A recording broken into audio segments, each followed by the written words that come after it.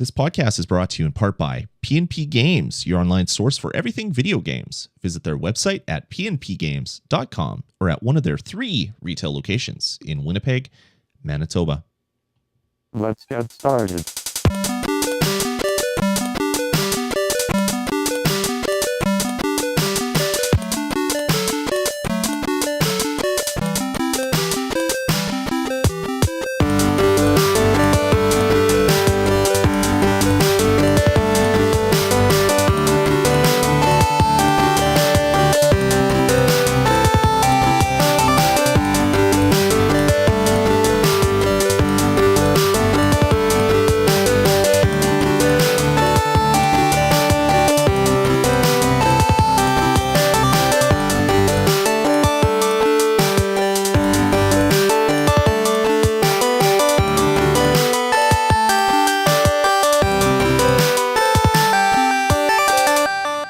Alrighty, everybody, and welcome to the Bonus Stage Podcast. This is episode number 44.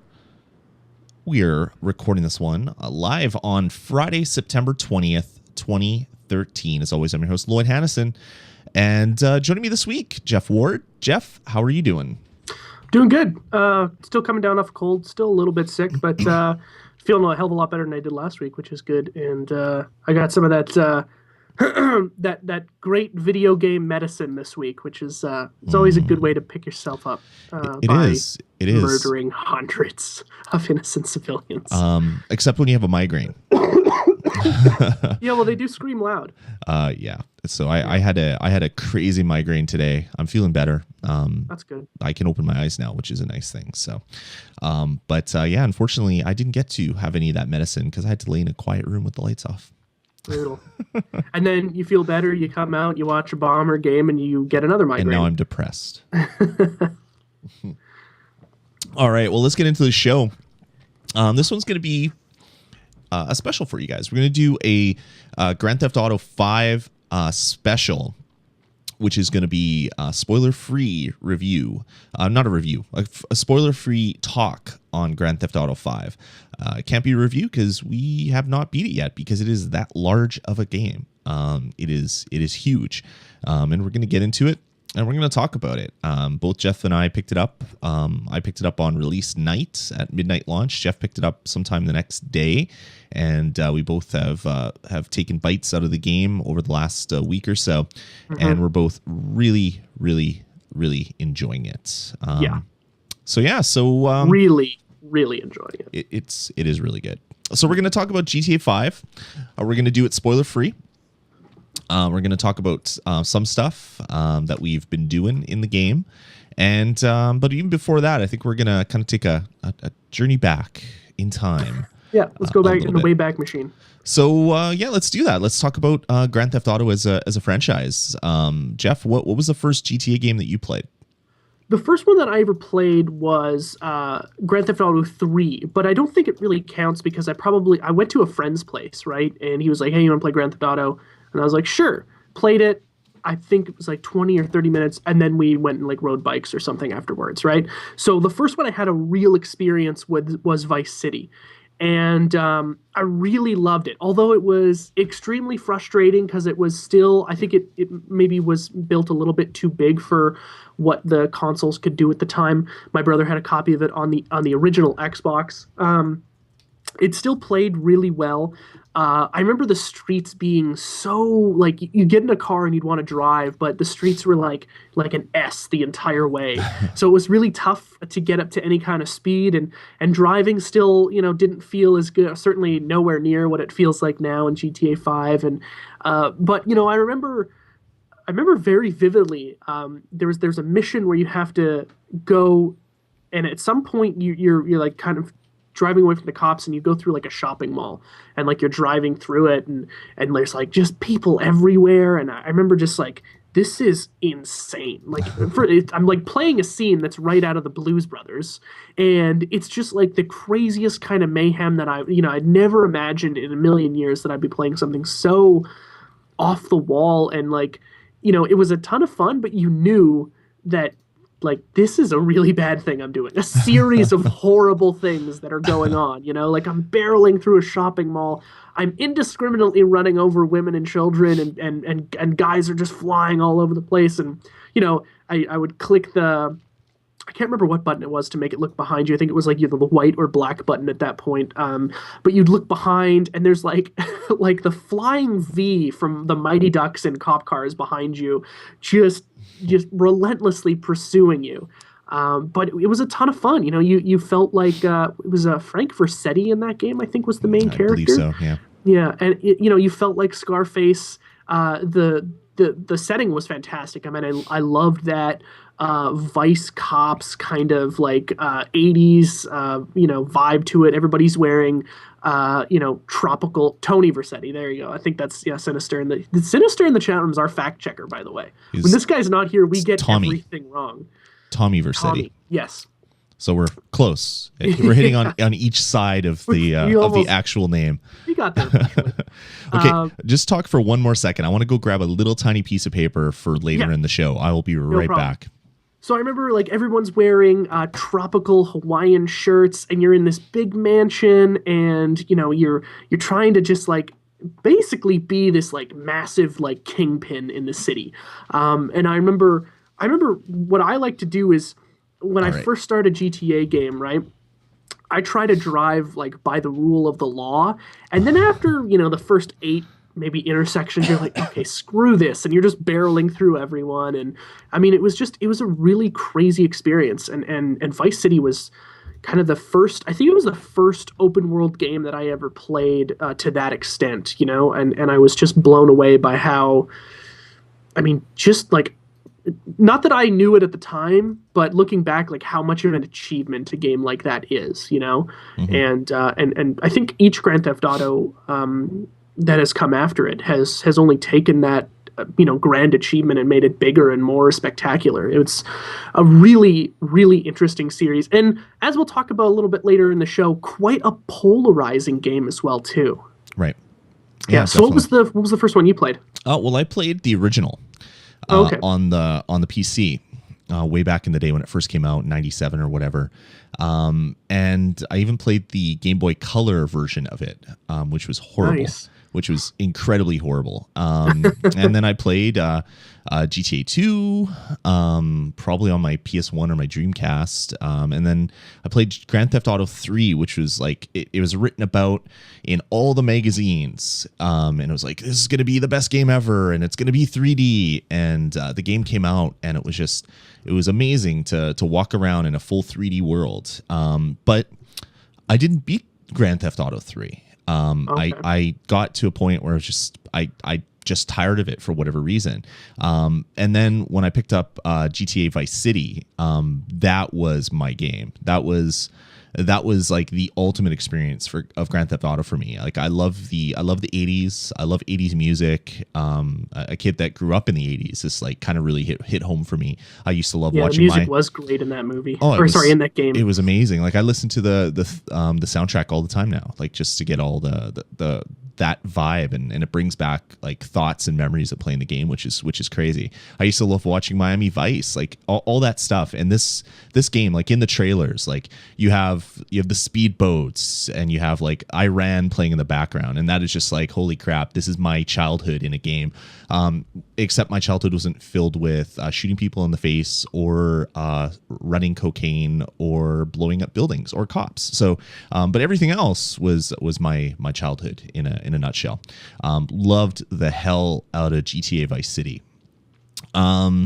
And then San Andreas came out, and I didn't pick up San Andreas for a long time. I didn't get it till it was released as some like greatest hits package or something. I played it on Xbox way after it came out, and never fully finished that one either, which is really kind of weird. And then I played Liberty City Stories and Vice City Stories on the PSP. Loved all of those, beat those. They were amazing.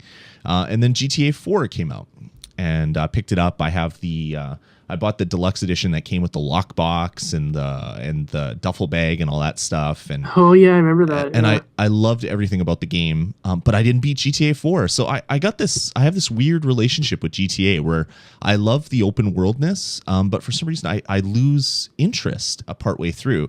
And that's what happened with GTA 4. Like I got about halfway through the game, about halfway through all of the missions, and just stopped playing it. And I was a little bit worried about GTA 5 that I would have the same sort of thing where I'd get to a certain point and just lose interest. But according to my playtime, I'm about halfway through the game for what most people are saying it takes to beat the main campaign.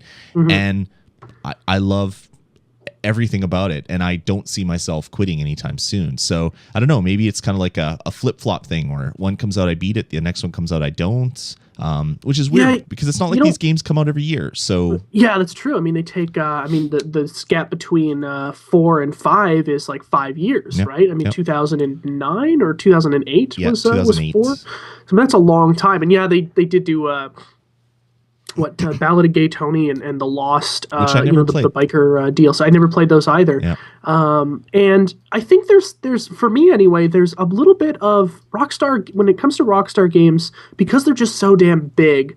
Especially in the last little while, from GTA 4 to Red Dead Redemption to LA Noire and now Grand Theft Auto 5, Mm-hmm. there is a bit of story burnout I get, with Red Dead Redemption, that game, the campaign is very long. And there's a big chunk of it where you're like, I thought the game was going to end when I got to Mexico, and that's only like the first third completed. That's as far as I got in Red Dead Redemption as well. That is another game. And I think for Red Dead, the problem with Red Dead was there was so much side stuff to do. So I was like worried about hunting and worried about like finding herbs and worrying about this and getting attacked by mountain lions on my horse. Yeah. And I would leave doing the main missions because I too thought that when you got to Mexico, that was the end of it. So when I got there, I was just like, crap, I don't want this game to end. And then, I didn't get any further. So I don't know. I love open world games, but for some reason, sometimes I just get bored and I lose interest, which is strange because I still want to go back and play Red Dead and beat it, but I still have it on my shelf. I'm such a fan of the Western genre. Yeah, me too. And there's no other than the game Gun, which if you haven't played it, you all should go play. Gun is amazing. Those are the only games that come close to each other in that kind of genre. And when it comes to Rockstar games, like I even picked this up recently, which is a GameCube version of Gun, which I never owned. Nice. So now I have the GameCube version as well. I love that game. I picked so it up much. for $5 at a garage sale. I was like, yes, please. Only problem with that game is the final boss is also just extremely frustrating when he's throwing TNT at you, and it's like, God damn, I hated that friggin' boss. But yeah, there seems to be, for me, this burnout I get. It happened in LA Noire, it happened in Red Dead, happened in GTA 4, where you get to this point where you're like, I've done this a bunch of times, and no one has even helped me in the slightest. Okay, so I need. Red Dead was a classic example. Even though I love the game and I think it's near perfect, there's a bunch of times in the game where you have to just get this guy to answer one question or tell you where one guy is. And you got the snake oil salesman. And he's like, oh well, help me first, and then I'll help you. And you're like, okay, fine. And then it's like 15 missions before he finally gives you any kind of help. And it's usually something that doesn't pan out anyway.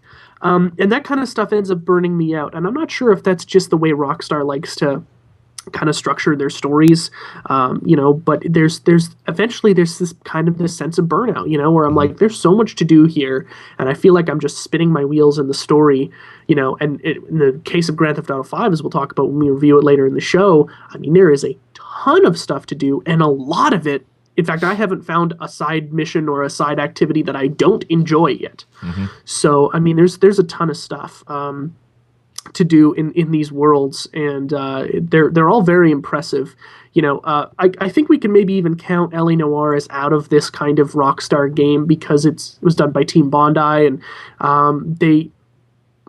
there's not a lot of side missions in that game. It's a very story-directed game. Yeah, it's all based. They have a specific narrative they want to tell, and it's very linear from start to finish. Yeah, for sure. So I mean, and there's when you get to the Vice missions there, and Cole Phelps is all depressed, and his wife leaves him and stuff, and you're with the lounge singer. It's like, oh my god, this is.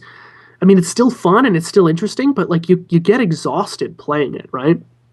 Yeah. So anyway, let's move on. The next one I have here is what game in the series, omitting this one, because if I had to choose, this one would be my favorite so far. Which game in the series is your favorite?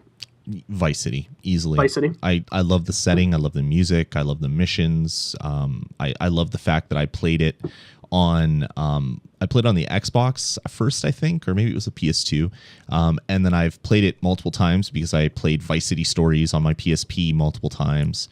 Yeah, I love it. I'm looking forward to when it comes out on iOS, right? Yeah. Oh, is it? It's supposed to come out on the iPad, right? Yeah, I think. Let me double check to see if that's come out. That would be really cool. It's also my favorite as well too. I think a close second, however, is yeah, it did come out. I just never bought it. I'm gonna have to. Oh, it's already out. I'm gonna have to go buy it. How did I miss that? Nice. I do a freaking iOS podcast. Well, I mean, how many things come out on iOS every Grand day? Theft Auto right? Vice City iOS. I'm gonna go buy it right after the show. I had no idea this even came out. That's cool. Weird. A close second to my favorite is Chinatown Wars on the DS, which was a phenomenal game. That was a lot of fun too.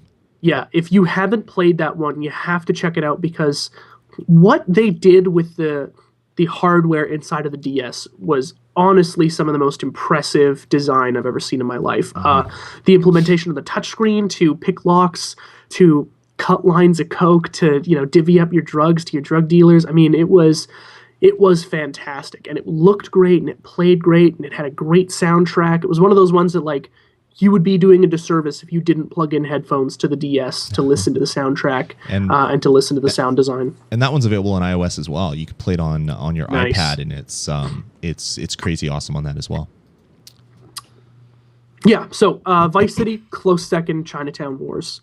I think we already talked about what we like about GTA, but maybe just a little bit more in depth. For me, the things I like about it the most are the fact that when it comes to playing a game like GTA, and there are other games that are sandbox-style games, I think GTA probably embodies it the most, where they have a very directed, very interesting, maybe not very interesting for some people, but a very compelling story to play through. They've got a ton of side quests and side missions that are also have a narrative that kind of pull you along.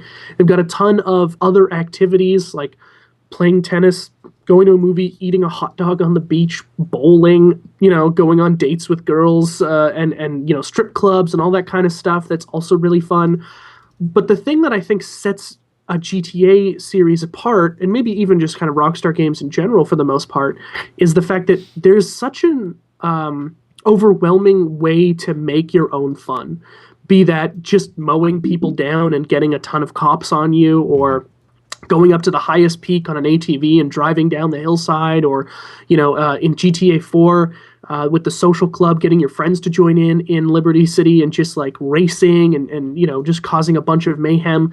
That kind of stuff where the game development team kind of just gives you free reign to do whatever you want is, I don't think in any other series executed quite as well. Right. And there are a lot of other really fun open world games. Just Cause, I think, makes a really good case for that. Just Cause 2 did a really good job of being able to make your own fun, but you were really only using one mechanic to do it, and that was kind of using that grappling hook, and that was like a main source of fun, where GTA doesn't really have that kind of one gimmick that'll keep you playing to make your own fun. It's just, oh, look at that, I'm going to go up there, and then I'm going to smash this car down this hill, and then I'm going to, drive it, onto the airport landing strip, and I'm going to jump it off into a trash barge that's floating around. I mean, all that kind of stuff is I've never really seen it present in any other open world game. Mm-hmm. No, definitely. While you were talking, I did some checking. I own Grand Theft Auto Vice City on iOS, so I must have bought it. And I probably bought it, and I didn't have room on my iPad, so I didn't install it. So I totally forgot about it. And then it's sitting here because I go to the iTunes store and it says download. That's awesome. Oh, wow. That is embarrassing. That is crazy.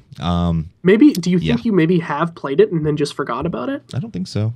because it's one of my favorite games of all time. So I would have went and danced in the clubs and shot people in the face. Like, oh yeah, that is you can do that. Yeah. Yeah, crazy. Oh wow, that's weird. So now I can go play it on my iPad, and it makes me happy.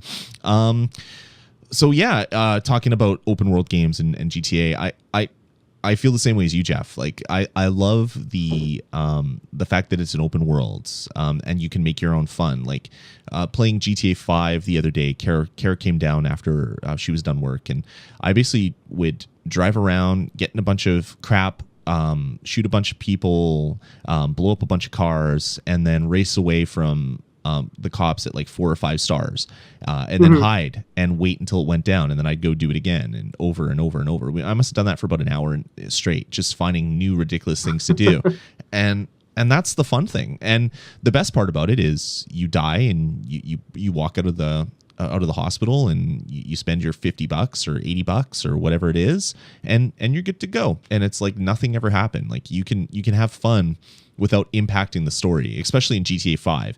In previous GTAs, like if you ever got arrested or went to the hospital, you'd lose all your weapons. You'd have to go rebuy them. In GTA 5, at least so far, anytime that I've died, I've respawned with all my weapons, which is really great. So I love the just the ridiculousness that happens at random. Like you'll be doing something and you'll just see something crazy happens. Like a car comes flying out of nowhere and jumps over another car because he hits the car at the right angle and just kind of flips over. And it's just like, okay, what was going through this guy's mind where he kind of freaked out of control and then flipped over another car? And you see like crazy things like that happen all the time, just like mayhem that is springing up all over the game. And it's so bizarre to be in that world and just like watch this stuff happen and not even cause it all the time. Especially when there's like a cop chase and the guy that's running away from the cops just does horrible, horrible things. And it's like, okay, I guess I'm not the only evil person in this world. There's a lot of evil people. And just like ridiculous things. Like I took the blimp and I flew the blimp up to the biggest building in the game, got off, landed the blimp on the roof, jumped down out of the blimp, and basically just dove off of the tower and just basically free fall to my death. And nothing bad happens when you do that. It's just like, okay, now I got to see a big chunk of the city. I got to fall. I got to hear people scream, and then you just wake up and you're get to hear people scream, and you wake up and you get to do other things. Like it's just the game just allows for so much like expression of like creativity in how you make your own fun. It's almost like a game within a game within a game for me, like setting up different things and doing stuff. Like I watched a video the other day where a guy was making trying to do like forward flips with his character. So if you jump in the air and then you hit the punch button or the kick button, you actually start doing a forward flip. And then he figured out the exact height that you had to be to do a complete forward flip. And then he did one that was even higher. He went to the top of a billboard and forward flipped, landed on the car, and the car blew up. And so now that's going to be a thing. People are going to try to set up cars in various ways so they can do the forward flip off the thing, land on a car, blow it up, and set off some chain reaction. And you're going to see these videos online, and it's going to be hilarious. My YouTube sub box was flooded on Tuesday with just GTA 5 videos, and has been ever since.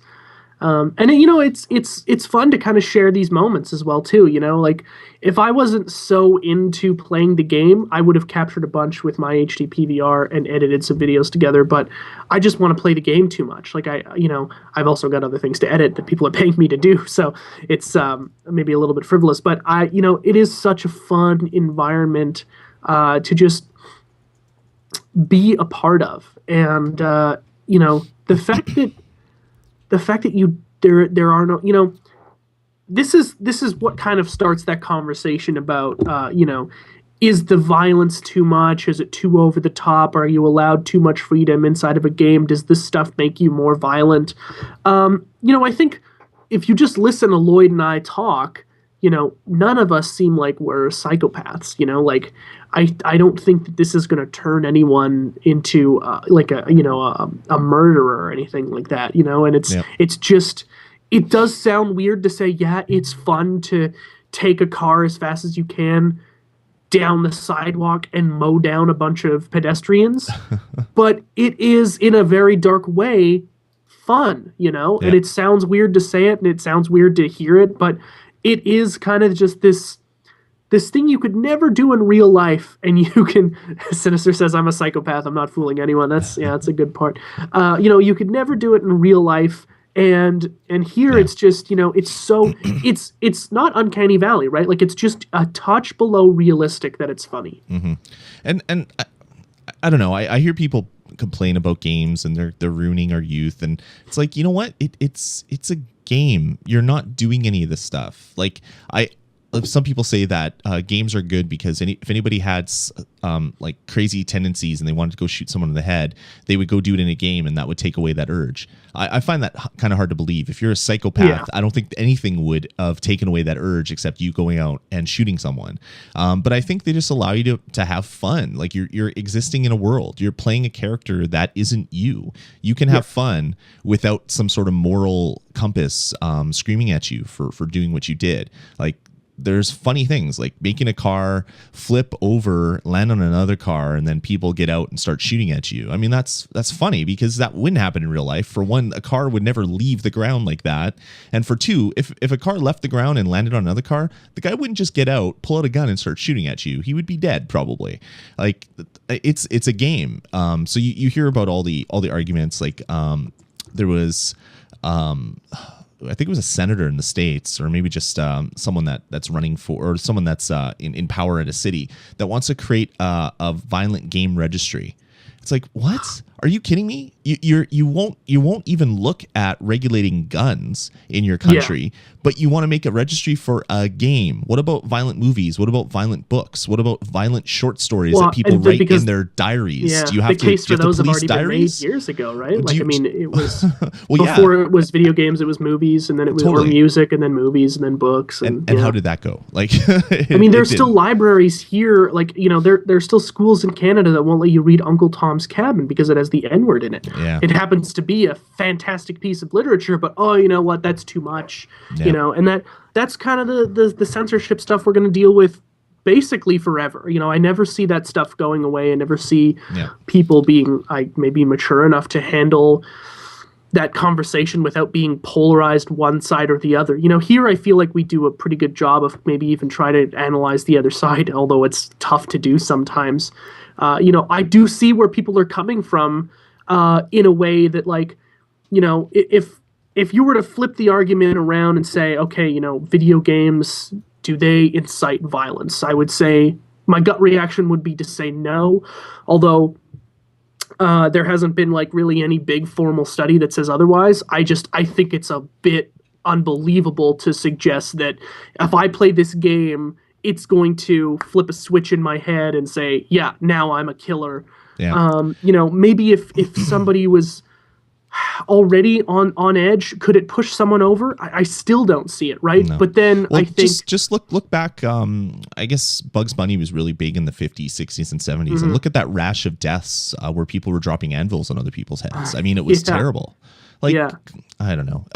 This argument is stupid. There's an episode of Looney Tunes where what the hell? Oh, shit. I can't. Oh, sorry. Woody Woodpecker, where he commits suicide and goes to hell. Yeah. He blows his own brains out and goes to hell. I mean, that's how the episode ends. Yeah. And that's like, that's really, really dark, but it's a cartoon, so it's funny. So yeah, I don't know. There's been studies either way. And it all, like, studies are good when you have a point. If you want to prove a point, you commission a study and you skew the data in the way that you want it to go. And it's, I mean, that's gonna go on forever. But just the whole, like, violence in games is causing kids to be crazy. It's just I find that stupid. The whole school shooting things, blaming it on Doom, like. Yeah, they were playing Doom in 2013. Well, totally, and maybe you would want to kill someone if that was the only game you had to play. But I don't think a game would make you want to go kill somebody. I think you might have already had an idea about doing that, and you're finding outlets for it. Maybe one of them was a video game. Maybe another one was writing stories. Maybe another one was watching movies. And then you went out and did it anyway. Like that person was just crazy to begin with. I don't think a game drove someone to be crazy. But anyway, I'm not a psychoanalyst. I'm not a psychologist. But it's just those arguments coming up every time a GTA comes out. It just drives me insane. Yeah, I mean, GTA especially is kind of a lightning rod for this. You know, you know what? I would be okay if GTA was a lightning rod for it, but whenever there's a violence breakout, so a school shooting, a school stabbing, they always talk Navy about Yard from a couple weeks ago. Well, yeah, they were like, "Oh, he plays a lot of Call of Duty." It's like, yeah, God, he also had PTSD and was shell shocked. So yeah, but yeah, he plays a lot of Call of Duty. Call of Duty so it must be the Call of Duty thing. No, it's but a frustrating game, man. Like when they have things in the media, they talk about Mortal Kombat and Doom. It's like they don't even know the current games to blame on the stuff that's happening. It's like it's in this bank at Reuters, right? Where it's like, here are the violent video games, and here are the ones we talk about with a lot. Pac-Man sound effects. You know. Asteroids was a big part of his life, so I'm sure that he, wanted to blow up, humans like he did those rocks. Wants to kill the whole planet. I guess this kind of brings me anyway into like a segue into discussion, like the GTA 5 launch stories that I want to talk about. When it comes to kids playing these games, right? My big thing is right there on the cover. It says mature, 17 plus. Which is you have to be an adult to purchase this game legally. Well, 17 isn't an adult technically. Yeah, I guess 17 plus. Yes, you have to be either 17 or above, right, to play this game legally or purchase it and play it. Well, it's not a legal thing. Well, isn't it illegal for retailers to sell these games to minors if it's a mature rated game, unless their parents are there? I don't think in Canada. I know in the States they tried to legislate that. I'd have to double check that. I don't think it is, but stores have their own rules. So the stores follow their rules because they don't want bad press in the stores. I know that GameStop and PNP as well too. Like if you don't have a valid ID that says like you're this age, then your parent has to be there. They have a policy, a corporate policy for how they handle those types of transactions. I'll have to double check because I don't think in Canada it is illegal. Okay, but it should be. But I don't think it is. But anyway, that's neither here nor there. Yeah. Definitely check though, because I'd actually be interested to find out. So on Tuesday, I go to pick up the game. I had a kind of a dilemma about whether or not I was going to go to the midnight launch. I said I was. Then Lloyd was like, "Yeah, I'll go too," and then I bailed. And he went by himself. I have to ask you: did you block me on Twitter or something? I sent you a whole bunch of tweets that day, and I didn't get one response. And I was like, well, he's not coming to the midnight launch because I'm here. He's angry at me that I'm getting GTA. I think that's what it is. No, I didn't. He wants to shoot me and then take all my money. I still, you're lucky that I didn't see you on the way home. Otherwise, I would have taken that collector's edition. I didn't block you. I did see them, but I was editing at the time, and that's why I decided to stay home. I wanted to get in front of some work and finish that. But so anyway, I go the next day. And I go pick up the game. It's late afternoon, rush hour traffic, whatever. And I'm there, and I'm getting the game. And next to me is this middle-aged woman, right? I don't know how old she is, but she has a son who isn't there, but she is at the counter, and the counter help is like, "Oh, what can I do for you?" And she's like, "Oh, I'm here to pick up Grand Theft Auto 5. I have a pre-order or whatever."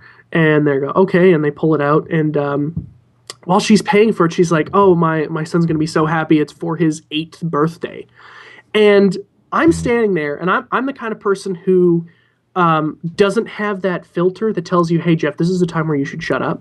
So I look at her and I said, "Excuse me, did you say your son was 8 years old?" And she goes, "Yep." And I said, "This game is a mature rated game. You know that, right? Like 17 plus. It's got a bunch of violence. Like on the back, if I were to read blood and gore, intense violence, mature humor, nudity, strong language, and strong sexual content, use of drugs and alcohol." I mean, they take up the entire real estate worth, right? Mm-hmm. Explaining all the shit that you're going to do in this game. And she says to me, "Oh, that's okay. He can handle it." And that may very well be true. But this woman to me, is clearly just giving her son this game so that she doesn't have to be a parent. That's what I see, right? Mm-hmm. Like, "Oh, he's going to bug the hell out of me. This will keep him in his room. He's not going to get into any trouble." But this is the kind of shit that bugs me as a person who plays games, and I try to be an advocate in some regard to the gaming industry. this is just extremely irresponsible to me. I mean, this kid is 8 years old. I don't have kids. I probably never will. But if I did, I don't think I would let my kid who's 8 years old play a game like this where you meet a character for the first time and he's like having sex with a tweaked out meth head, right? Like, that's the introduction to a character in this game. And that's like a small portion of the kind of shit that you can do in this game, you know? Yep. And it just blew my mind. And I said to her, like, you're like, this is very irresponsible. Like, this, a kid should like that young should not play this game. And she got all offended with me and said something to the effect of, you can't tell me how to raise my kids, which is true. Yep. But, you know, I kind of felt like I should, you know? I mean, I've done that before as well, without getting angry. I just said, you know, this game has like boobs all over the place, guys having sex with these women. Is that really appropriate for your children? And if they say, well, I feel my kids are mature enough to handle that, it's like, okay, just wanted to let you know, so you didn't walk in and see something really awkward for all of you. Because I mean, I play M-rated games in the basement. Sometimes my kids are down here. So I'll be playing games like Far Cry 3. I'll play other games. And if it gets too intense, I pause it. I tell the kids, okay, what you just heard, don't ever say it again. If there's really bad language, I'll play with the music down, because I don't want to keep my kids in a bubble. But that said, I would never play GTA 5 with my kids there. There is far too much violence, sex, drug use, language, especially the language. Like every second word is a swear. Oh, yeah. And I totally don't want to do that. But I've taken like my son, I let him watch certain parts of different games. It's like, hey, look at this, you can fly a plane. Like I showed him the flying part in GTA, and he was like really into it. And then there was a swear, and it's like, okay, I'm gonna pause this now.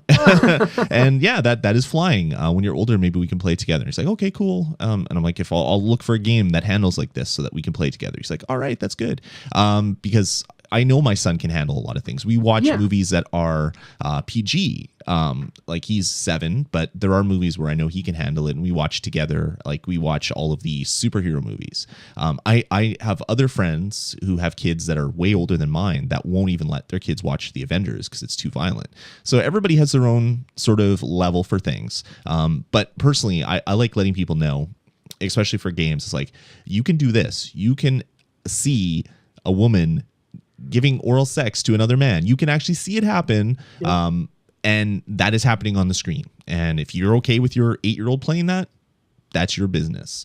And I've seen it. Like I've been in stores and I've done the same thing. It's like, this game is meant for adults. All this stuff happens, and usually they just tell me to go F myself in a nice way. And I'm just like, okay. This woman did the same, but not in a very nice way. And like, you know, granted, she was. I do believe I was in the wrong there, but I still said it anyway. Like, it's not my place. But I feel like here's the situation that's going to happen, right? I mean, when I was a kid, let's say I was that 8-year-old kid, right? If I had never heard the word fuck before, you know, and I remember specifically, like, when, you know, that happened to me as a kid, I first heard somebody say that word. I was like, that's all I could say at that point, you know? And not that it's like, not that it makes you, you know, stupid or a bad person for saying it, but it certainly is inappropriate in most scenarios, right? And if you're a kid and you don't know what that, you know, how to differentiate those, you know, it makes that person then look like a bad parent, and you look like, you know, just a moron. And it's sorry, go ahead. No, I was gonna say, I also think that kids are exposed to this stuff a lot earlier than we were, especially me. When I was growing up, like, you never heard someone swear in school. In all of grade school, I never heard someone swear. Now I go to the school to pick up my kids, and I hear like grade 3ers that are like saying like fuck this and you're a shithead, and I just kind of look at them, and they're in the school and they're saying this, and I'm like, what kind of weird world are we living in? So things are a little bit different, but I mean, I'm not gonna put my kids in a bubble, but I also I want to be responsible about what they have access to. And I also like letting other parents know, because kids are very manipulative, and they will try to get something because all their friends are doing it, because all their friends think it's cool to shoot hookers after having sex with them and take their money. That is I the mean, funniest it is cool. thing. It's pretty cool. So yeah. But it's not- Anyway, back to the whole ESRB thing. I looked on the esrb.org, and it's actually not even illegal in the States to sell. Wow. Okay. There was a ruling by the the U.S. Supreme Court in 2011. Brown versus Entertainment Merchants Entertainment Software Association found that video games are a constitutionally protected form of expression, and that laws restricting their sale or rental based upon violent content are unconstitutional.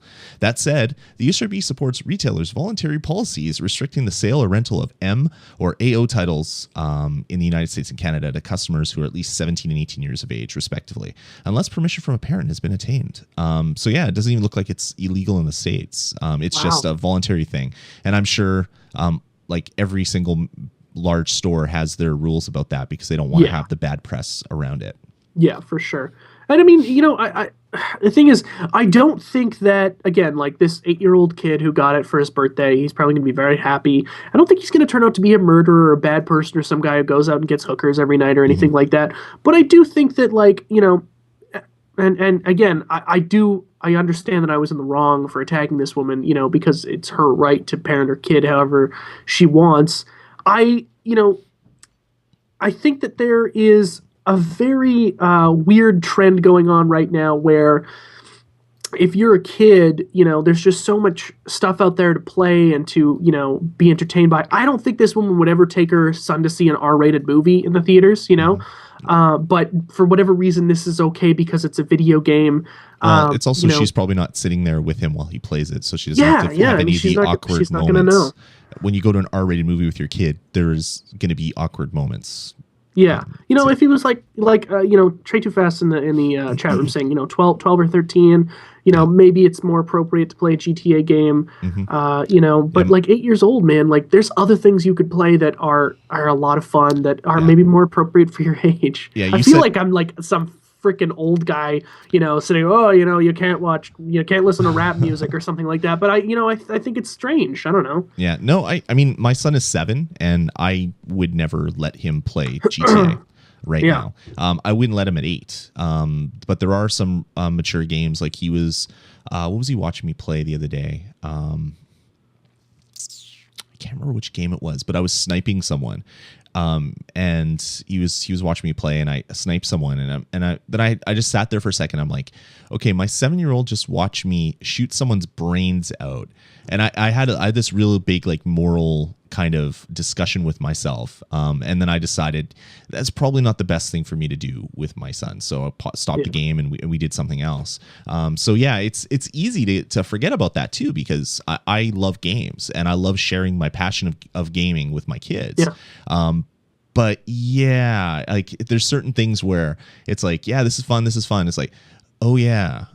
Like the first time I was showing Nick Mortal Kombat when I got it on the PlayStation 3, and out of instinct, I did a fatality and I ripped someone's spine out, and then I was just like, oh yeah, that was like muscle memory. I did it. I probably shouldn't have done that, and I had to like really sort of talk to him about kind of what happened, just to make sure he wasn't freaked out or anything like that. So yeah, I remember when I came over to your place when we were playing the Wii U, like you waited till your kids went to sleep before we played Zombie U, and that's not necessarily like a super hardcore gory game. No, but I mean it's to that point where you're like, this is a judgment call.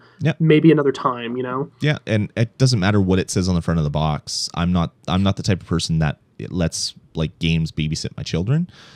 So I would never rely on the front of the box to let me know that they can or cannot play it. That is something that I kind of have to experience myself. But there's a lot of parents, being a parent and knowing a lot of parents, I can kind of talk about this. There are a lot of parents that don't know, that are doing something because their kids are asking, and they're asking a lot, and they're sick of their kids asking, and they're doing it to shut their kids up. And I fully don't agree with that, but I mean, that's their parenting style, and you can't really do anything. You can inform them as best you can, and then let them deal with the awkward situations that happen. The parents come downstairs to change the laundry and they see their kids getting a lap dance in a strip bar. You bought the game for your kid. You only have yourself to blame. Yeah, and like the lady there is like fully nude, and it's crazy. I mean, this is the kind of stuff that I remember when it was San Andreas and they were like, "Oh, the hot coffee mod." I mean, that's nothing compared to this game. I mean, it's nothing. Yeah. And again, I don't have kids. I don't know how to be a parent. It's a super hard job. And I can understand at some point, like, you just want your kid to shut up so that you can get some kind of relaxation going on. So like, oh, okay, I'll buy him this freaking game. Yeah. But the way I think about it is, if you don't swear around your kid every day, then maybe buying him Grand Theft Auto isn't the right idea. Yeah. I don't know. Like, I especially think, for Call of Duty, the kind of shit that goes on online, the things that get said. I mean, that kind of stuff would get me hung. Yeah. As a child. But it's and if even today, different. if my mom heard me. Oh yeah, it's totally different, and I fully understand what you're saying, and I used to think that way too. All I'll say is, Jeff, wait till you have kids, and then your idea about this whole thing will change probably a little bit. Probably.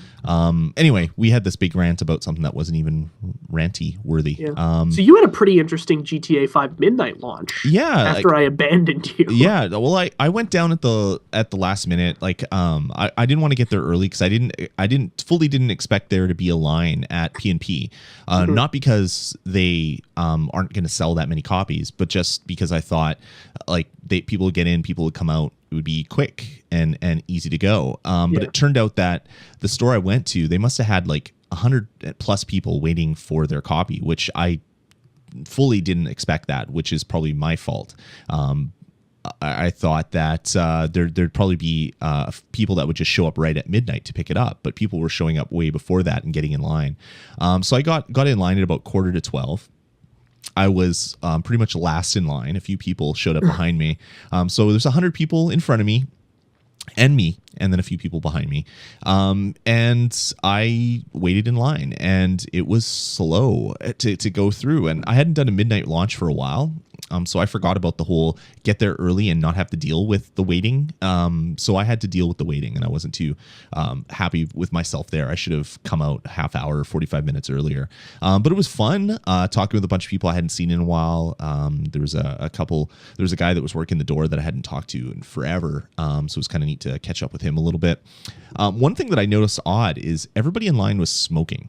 And they're all kids. So there was guys smoking cigars. There was people smoking cigarettes. There was even some kids behind me smoking weed. And it's just like, what is the weird thing with GTA and people that are smoking? It was just this weirdest thing to see all these people in line, and like, because you don't like in Canada, you don't see it because smoking is not allowed anywhere in public except if you're like standing outside of a building or in your car or whatever. So it was really weird to be around in a line with 100 gamers and they're all like smoking with their friends. It's just like, wow, that is the weirdest thing. But anyway, I don't know what that says, but it was just a weird observation I had. But yeah, I went in and I picked it up. I got home at about 1:00. After driving home, I picked up the special edition version of GTA, which is actually really cool.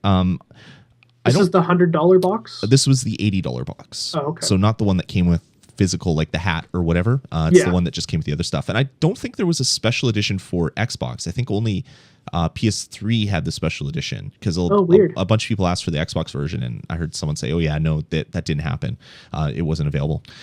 So yeah, it comes with this great steelbook, which I normally don't like steelbooks, but this one's really nice. It has some really great art on the front or back. Inside, I like steelbooks. I kind of do, but I kind of don't. But this one is really nice. Inside, it came with the normal map that the regular versions came with as well. And then it came with a bunch of other stuff. This really great blueprint map, which I'm gonna have to get this framed and put up on a wall. It's just too awesome looking. It's really fun. And then I found out after the fact, if you have a black light in your house, if you shine the black light on the back of this map, there's an actual secret message, and it directs you to a place to buy something. It says bring $500,000. Go here, and here, and we'll meet you at the appointed time or whatever. And I found out what it is. I'm not going to spoil it, but that was pretty cool. So that's a really nice piece of swag. I think I want to get it actually framed so I can put it up on the wall. It looks really it's cool. kind of crazy. Like I mean, the day that it came out, like it was really weird that like on Reddit already someone had posted like, "Hey, use a blacklight." I'm like, who the hell has that, and why would you do that right away? Like, I guess they had a blacklight in their house, like in their den or whatever, or their room, and just saw it. I actually have a blacklight from a long time ago, and it's actually in my area, but I don't ever turn it on. I don't even think it's plugged in right now. So it would have been even cooler if I, for some reason, turned it on for whatever reason, and I would have found that myself. But yeah, it was kind of cool to see it online. And the other stuff it comes with is a downloadable code, the special edition pack, which comes with bonus outfits, bonus tattoos, stunt plane trials, so you can actually do some stunt trials, which is pretty neat. Special ability boosts, so you can use the special ability more. You can get the atomic blimp, so you can call at any time and get a blimp delivered to the airport. And then I got that as well too. That's the only thing I got because I just got the regular whatever edition. And then a bunch of additional weapons. So you, as soon as you start the game, if you went to a weapon store, you could get a bunch of guns for free. That's cool. And it also seems like I'm getting a 20% discount at all the stores now, so I think that might be part of the bonuses as well. Nice. So yeah, there's some really nice thing. I really kind of dig it. I love the map. That's the reason why I bought it, was to get the blueprint map because it looked really cool. And then also the fact that it came with a blimp was neat. And then I found out, like Sinister says in the chat room, every single pre-order came with the blimp. So I probably shouldn't have rushed to get a blimp because it didn't really matter too much at the end of the game. No, but I mean the other stuff, for me, like the upgrade in price, well, I guess it was $20 extra, right? To go from the Steelbook. I really like those. I mean, they don't really display all that well on a shelf, This is the nicest Steelbook I've ever seen, and I have a bunch of. They're cool. I have a bunch of Blu-ray Steelbooks. I have a bunch of game Steelbooks, like even the Halo one. Yeah. This is the nicest one I've ever seen, so I'm actually really happy I have it. It's embossed with like silver foil, so all of the guns and the kind of stroke around the V for 5 all have kind of like a silver sheen to it. Nice. Yeah, it's really, really nice. So I'm kind of glad I got it for this, even though I generally don't care much for Steelbooks. I mean, the only thing that kind of like, unless you're displaying them like straight up and down, it's kind of useless, right? Because like I have a couple of Steelbooks for Modern Warfare 2 and 3 behind me, but they sit on a shelf and you see the bottom side of it. So what's the point, right? Yeah, you see the spine. You get to see the shiny version of the logo. Yeah, in very small typeface. Yeah, really cool. So yeah, that's what I bought, and I picked it up and came home, and there were so many people. It took me about an hour to get through the line and get home. Wow. So the line was probably about 30 minutes, and then it took me about a half hour to get home or so. A half hour. Yeah. I heard a register crashed as well too. Yeah. When I was there, I was the one when the register crashed, so I had to wait for it to reboot, and my transaction was held up because of that. So that was a little unfortunate. But what are you going to do? I mean, crap happens. It's not the end of the world. But but why to you? Let the guy behind you. It was funny. I laughed with the people that worked behind the desk there because how much of it did you get to play when you got home? Because I mean, you unlike me have a job to go to in the morning. Yeah, I got home and I installed the game, which took a little bit, and I played up until the first point where you can save, so probably about an hour in. Okay. So I got to bed pretty late, but I was okay. I was okay the next morning. The smarter version of me would have taken the next day off if I was going to go to midnight launch and expect to play the game, but apparently I wasn't smart, so that never happened. Maybe you just didn't expect to be that encapsulated by it, where you're like, oh, I gotta play. Yep. So yeah, that was my my release day. I too talked to some people that were buying it for their kids. There was actually a guy in a plumbing truck that was sitting there with his son, and his son looked to be about 8 or 9, and they were going to buy it for him. And we said, it's an M-rated game. He's like, yeah, no, it's no problem. I'm like, all right, fine. See, and the weird part about it is my dad is that guy, right? Like, I mean, my dad would let me watch R-rated movies. Hell, I remember watching The Terminator when I was like 7 years old, I didn't turn out to be a killer, but like Terminator is pretty lame. Yeah, I guess there's really only a sex scene in it, and like a couple of like semi-violent scenes. It gouges out his eye, and that's about it. But I mean, it's still, my dad was the one who ended up buying me a lot of mature rated games, right? Sure. Because I in guess our you house, didn't- we just watched Jurassic Park with the kids, Okay. and that's pretty violent. Yeah. So our kids are pretty advanced that way. I still would not let them Our kids watch are advanced. like in what they can handle. Like Oh, they're mature enough to handle that type of that type of stuff on television. You got the upgraded model of kids. Yeah, Kids 2.0. Kids 2.0. But yeah, I would still never let them watch me play GTA because of the content, not the violence so much, because they're smart enough to make the differentiation between someone really punching someone and seeing someone get punched or shot on TV. Yeah. My kids would never fight. They're smart enough that way. Just like when I was a kid and watched Looney Tunes, I knew that if I hit someone in the face with a frying pan, they would die. They wouldn't just like break apart into 100 pieces, and then some mysterious shovel or broom and dustpan would appear out of thin air and sweep them up into it. And I knew that would not happen. Your kids are smart enough to know that if you punch an alligator in the face, it's not going to turn into a cloud and come back to Earth as 3 suitcases. Yeah, they know that. But yeah, GTA still a little advanced. That's why I'm still kind of I feel uncomfortable when I know that people letting their kids play it. But it's like, all right, that's their decision to make. You let them know all the details, and that's about it. That's all you can do. Yeah, well, I mean, Sinister in the chat room, he was talking earlier about, like, it's a game where he's almost a little embarrassed to play it in front of his wife, who is also an adult, I hope.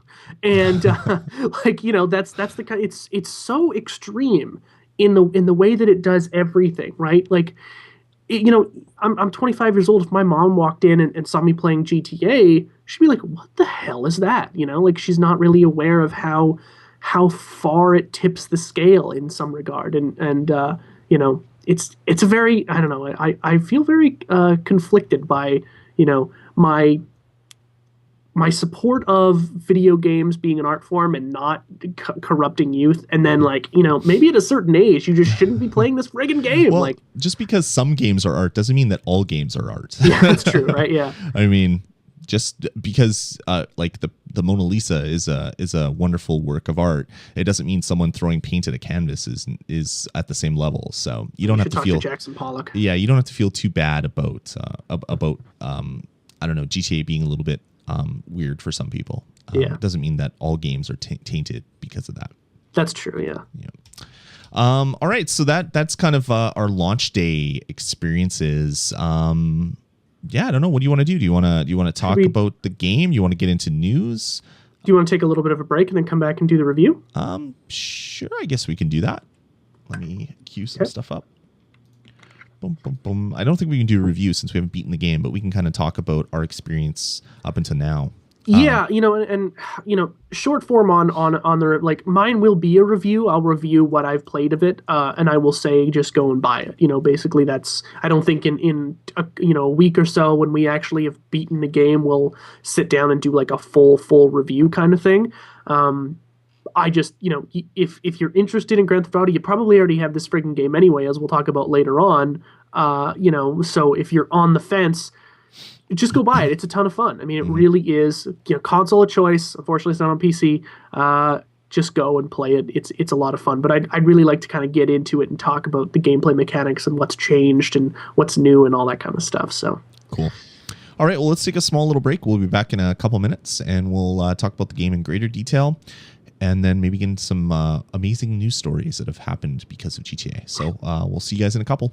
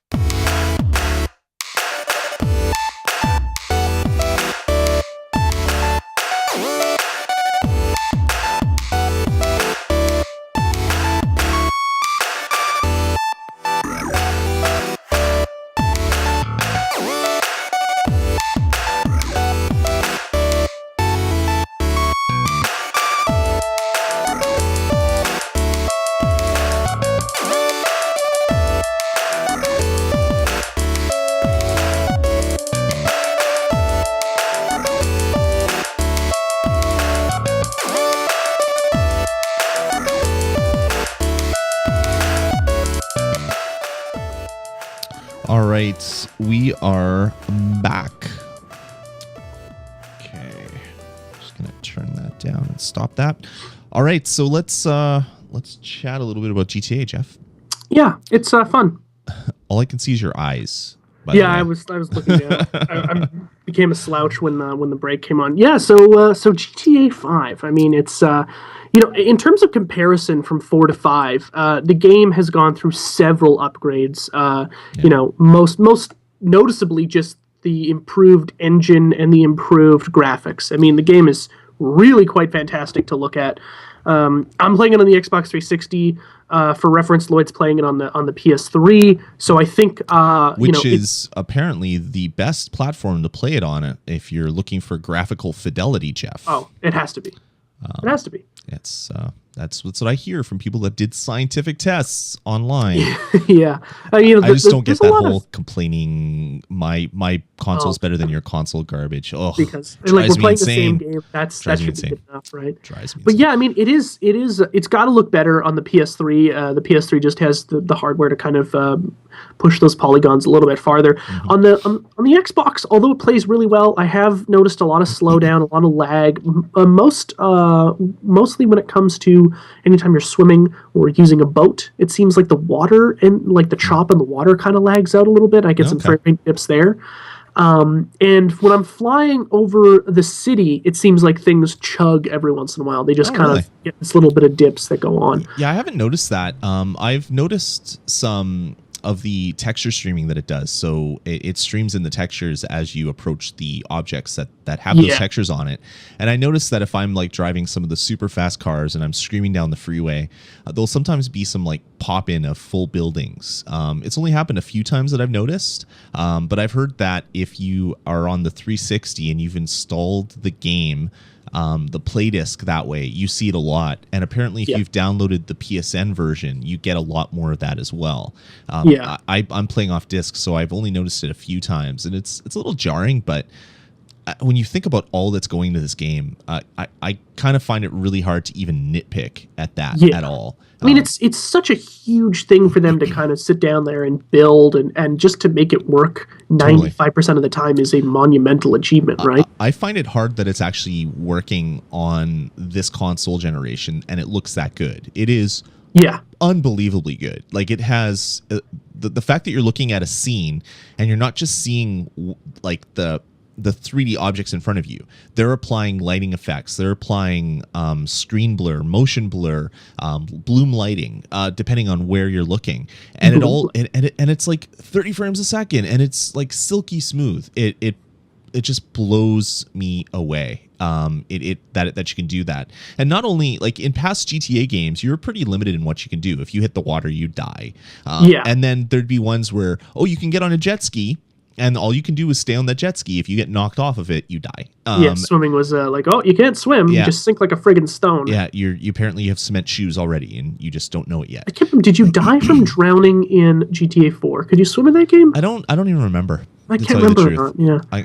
I should probably look into that. But yeah, in this game, so you can drive, you can walk, you can run, you can do all that normal stuff. You can fly. There's a full aerial simulation where it's you can get in different types of aircraft, and they all behave differently, which is really quite amazing. You can go in boats. The water looks like you're in like wave race. Like the water isn't just like flat. It's fully choppy, and things are impacted by the chop of the water, which is amazing. Can I cut you off for 1 second? Because Sinister's asking in the chat room, and for those who don't know, there was an article put out by Rockstar. If you're on the 360 version, it's recommended that you only install the mandatory disc and play off disc for the play disc. If you install that second disc, it kind of gets wonky. Although you can fix that by installing it to a USB stick instead of your local memory. So if you wanted to move that file and put it on a USB stick, that'll cure up a lot of the issues. But at this point, I don't think there's been a patch for it. So Rockstar is saying, please don't install that second disc if you're on the 360 and you want it to kind of run at the best it's going to. That's right. So the play disc you keep in the drive. Do not install it, otherwise you'll notice a lot of that choppy kind of stuff. So there's a full water simulation, and not only that, you can swim, and it's not just swimming. You can dive. There's the full bottom of the ocean in the area that you're in is modeled. There's different types of vehicles. So there's tanks. There's of course, cars and trucks and cranes and other weird things. They're the same thing with boats. There's different types of boats. There's submarines. There's blimps. There's jet planes. You can fly a 747. Like, this game is amazing in what they're simulating, and not only that, it's all simulated really good. Like the air stuff, flying in any of the different vehicles, and you get like a jostle of turbulence from wind and stuff like that. You get turbulence, which is crazy, and you have full access to your rudders, so you can basically rudder left or rudder right. Like, the controls are really well done. Obviously, it's not Microsoft Flight Simulator, but it's a really well done simulation while still playable.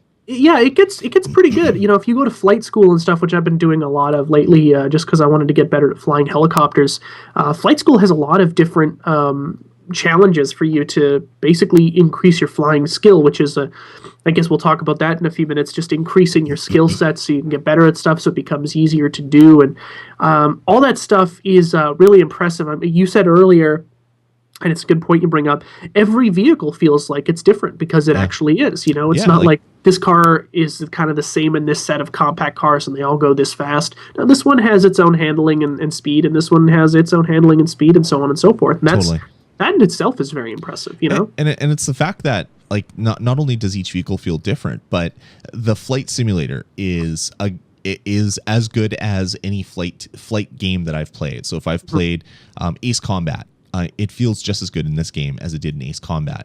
The vehicles, like, it controls like you're playing Burnout. Like, it's not like you're playing GTA. Like, GTA, the driving GTA was always like the worst thing ever. Like, if you had to drive all the way across Liberty City, it's like, oh god, this is going to take forever. It's going to be annoying.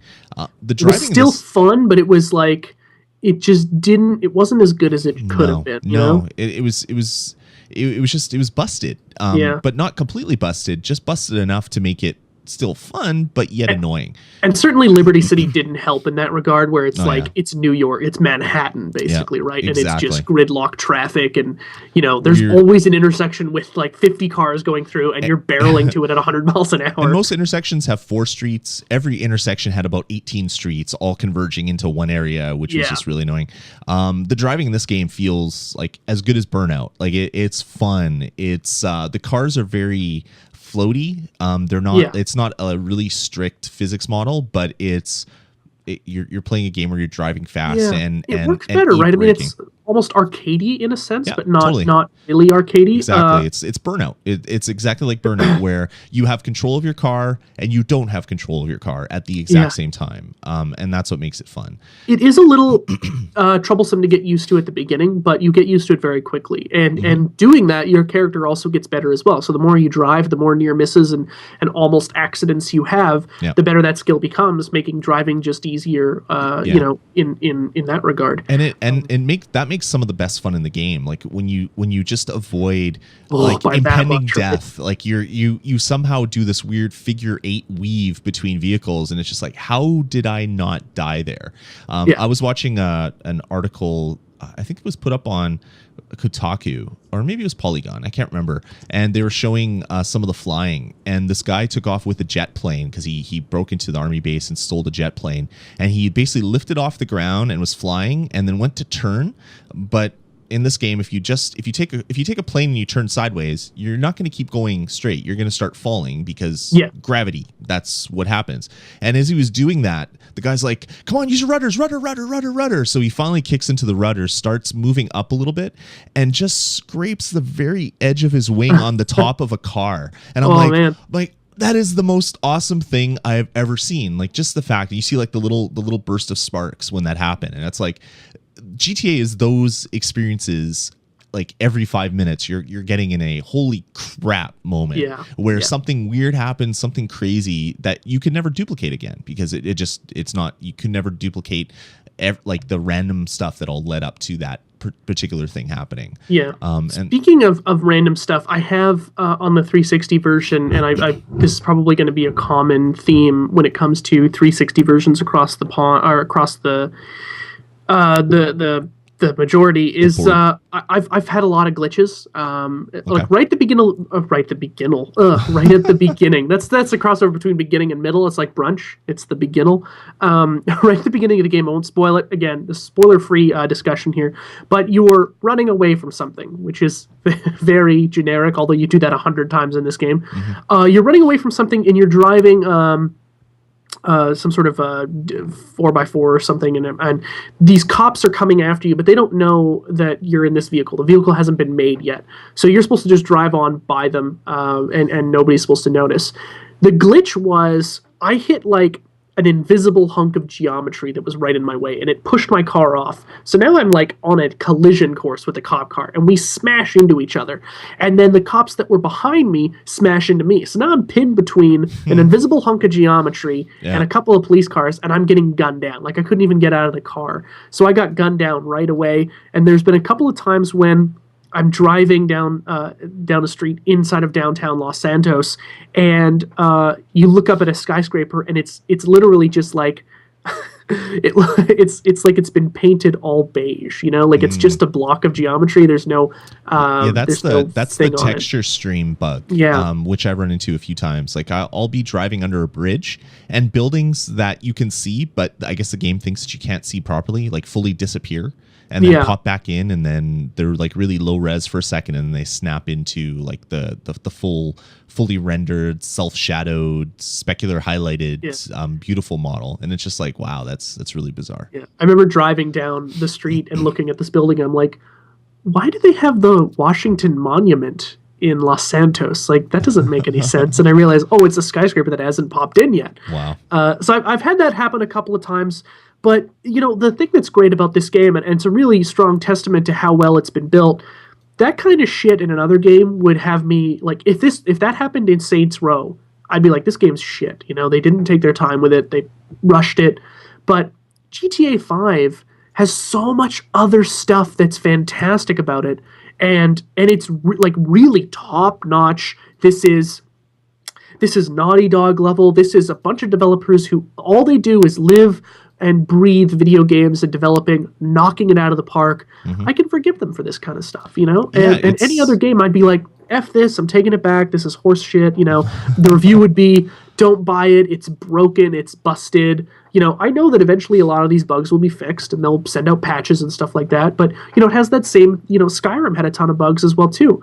But it was so friggin' good that you don't care, like, I got set back, an hour or something in Skyrim. That's fine. I haven't had any setbacks here in terms of lost saves or anything like that. No. But, some bugs that are extremely annoying when they happen, but the game is so much fun. Like, I'd gladly do that again. That's not a big deal, you know? Yeah, like I was doing a mission where I had to steal a particular kind of truck on the highway. It was carrying a certain thing that I needed for one of my heists. And I would basically... I would stop this car somehow, because as soon as he knows that you're trying to get his car, he speeds away, and then the cops come after you. And it's this huge cube van, so it's really slow. So I would stop the car, I would get into it, drive away, and then I'd get pinned by cops, and they would shoot me, and I would die. And I had to play it about three times to get the enough random stuff happening where it was like kind of like the perfect storm. Like this car spun out of the way when I was coming, hit another car, created a little mini roadblock which stopped the cops. I got in the car, I drove up a hill and got out of their line of view, and it was just like all this random stuff kind of happened. And in other games, if I would stop the car, shoot the driver, get in the car, drive away, and I was immediately stopped by cops, I'm like, okay, this thing is freaking busted. It wasn't game tested enough. The developers are lazy. Like all these things flow through your head. It happens in GTA, and it's like, oh well, I'll reload my save. Not a big deal. You hit X, boom, you're back in the game, and you're doing it. I really like that. And even failing this game isn't super annoying. At least I haven't gotten to a point yet where failing is super annoying, because you hit continue and you start off at the start or at any checkpoints that you hit. Yeah, Sinister loves our spoiler-free podcast. I was running for something, and I had this thing that I need for the mission, and drove to this place. Yeah, we don't want to spoil anything. Like that literally is multiple parts of the game, right? Like I don't even know what Lloyd's talking about actually. Because there's so many instances where like, well, I can choose from like 3 or 4 times when that's happened, One of the really cool things about this game, and I think it's been talked about a lot, but we'll talk about it as well too, is the fact that there are 3 characters that you play as. You play as Michael, who is kind of the opening character. Mm-hmm. You play as Franklin. Michael is the opening character. You play as Franklin, and you play as Trevor. And all 3 of them have these really well-defined, very interesting personalities that really kind of forms the framework of how you're supposed to see the game, right? Mm-hmm. Michael is a very well-off person living in, a very nice area of Los Santos, but he's got a shit family. These just 2 kids that are horrendous and a wife that's just an ex-stripper is his wife, and she's horrible, and his kids are even worse. Yeah, but he's kind of living in luxury, right? When you got Franklin, who's living in the hood, and he's got some friends who are gangbangers, and he's working as a repo man. That's how bad his life is. He's putting his life into danger just to make money, because that's his job. Yeah, and then you have Trevor, who is effectively living in squalor and who is a self-starter, I guess. He owns his own business, so to speak, but he's a meth head, and he really loves meth too, which is very funny. But he lives in a trailer in the desert, and he's wearing disgusting sweatpants, and he's got a shirt that looks like he hasn't taken it off in 6 or 8 weeks. And all 3 of these characters have these very well-defined personalities, so that when they come together in certain scenes, and they do quite often in this game, they have to work together, but you can kind of tell that like none of them really get along. Sometimes Michael and Franklin get along, and Trevor really hates them. And sometimes Trevor and Franklin get along, and Michael's left on the outside. And there's this bouncing around of just kind of cultures and people clashing that makes for some really interesting dialogue. The majority of which comes from Trevor, who is, a psychopath. Oh, he's insane. Yeah, he's totally absolutely insane. A funny Trevor story. This game has a way that you switch between characters, and it's kind of cool. It does kind of like the Google Maps kind of thing, where it kind of zooms up above the character, and then you cut out a little bit further, swing over to where this person is, and zoom in on them. And they're always doing something. So like Franklin will come out of a building drinking a coffee and throw it on the ground in the garbage, or he'll be stuck in traffic. I came to this one thing where Trevor was standing on a bridge holding a guy above his head, and he threw him off the bridge. And I'm just like, what? And another one, I came back to Trevor, and he had no pants on, and he's punching a guy who's tied up with ropes to the underside of a boardwalk, and he's just like punching him, and I'm just like, what? This guy is an absolute psycho. That's awesome. And that's like, I love switching between characters just to see what crap they're doing. But they've really developed each of these sort of personalities. There's personas of these characters. But they're all psycho, they're all crazy, but they're all like various degrees of crazy and various degrees of evil. Like Michael and Franklin, they're not super bad people. They do bad things, but they're not necessarily like super evil people. Where Trevor, he's psychotic, but bona fide evil. But he's like one of the funniest characters in the game. Like, I love things that revolve him, because you never know what he's going to do. He could just snap and like shoot somebody in the face who was his best friend. Like, you never know what's going to happen. If that's a spoiler, I'm sorry. I haven't gotten to a point where he's done that, but he's just like this total off the wall, like just psychotic individual. Yeah. And he says like the worst, horrible things ever, but I find myself laughing every time he's on the screen. Yeah. It's kind of funny. They balanced it out really nicely. Yeah, at the beginning, Trevor's a guy who's like, every second word is the F word, and he's just doing awful things, and a lot of time he doesn't shut up, and he's very like alpha male in kind of the most forceful way, just beats his way through any situation, and is very he's alpha male without any sort of filter, so the worst possible alpha male you could ever get to. And like, it was almost too much at the beginning. Not that like I thought that it wasn't written properly. I just figured like, I don't know if they're making him be this way because it's a cheap laugh, or They it's were it's totally setting the tone for him being so much different than the other characters, being flawed to the core, not flawed because of circumstance. Yeah, and I didn't like it at the beginning, but it's grown on me because I realized that, like, no, this guy just, like, his brain doesn't work right. You know, the way that the character is written and designed, his brain doesn't work right. It's not to garner a cheap laugh or to say, like, oh yeah, that guy's crazy, so let's just make him swear all the time and do bad things. You know, like, we'll take the easy way out. It is very, there's some really strange moments where you're like, this guy can speak really well. And when he's, like, kind of on the point, he can influence people, and he can like, get a bunch of, like, people who would never work with him on his side through force or through just, like, sheer convincing them. He can speak really well, but then you know, the opposite side is he'll just say fuck, you know, like 10 times in a sentence, and sometimes, like, there's a couple situations in the game where he literally just says it back to back like 10 times in a row and then smashes his head against a wall, you know. He's a strange character, and in, like, you know, at the beginning I was like, I don't like this guy. I mean, I don't like him anyway, but I'm supposed to not like him. But now I don't like him for a different reason. You know, the reasons I'm supposed to not like him. I didn't like him to begin with because I thought this was just a really poorly written character. But after you kind of get more time with him, you're like, no, he's actually very well written, and this is just how this crazy person acts. And he's super interesting. I don't think he's, as some people are saying, like, one of the best villains of the year. I don't see that. But I certainly still see, like, some really interesting dichotomy with him. You know, like, I think that Voss from Far Cry 3 is a more interesting villain. You know, not that, I guess, you know, it's strange. I don't even know if you can call Trevor a villain, seeing as you play as him, and there are other villains that kind of attack him, right? I don't think he is a villain. I think all these characters, they're kind of like the Han Solo characters, where you like them, even though they're bad people. They do bad things, but they do it for some of the characters in the game do it for the right reason. Other characters are just psychotic. Trevor is just he's psycho. He does whatever he wants whenever he does it and doesn't care.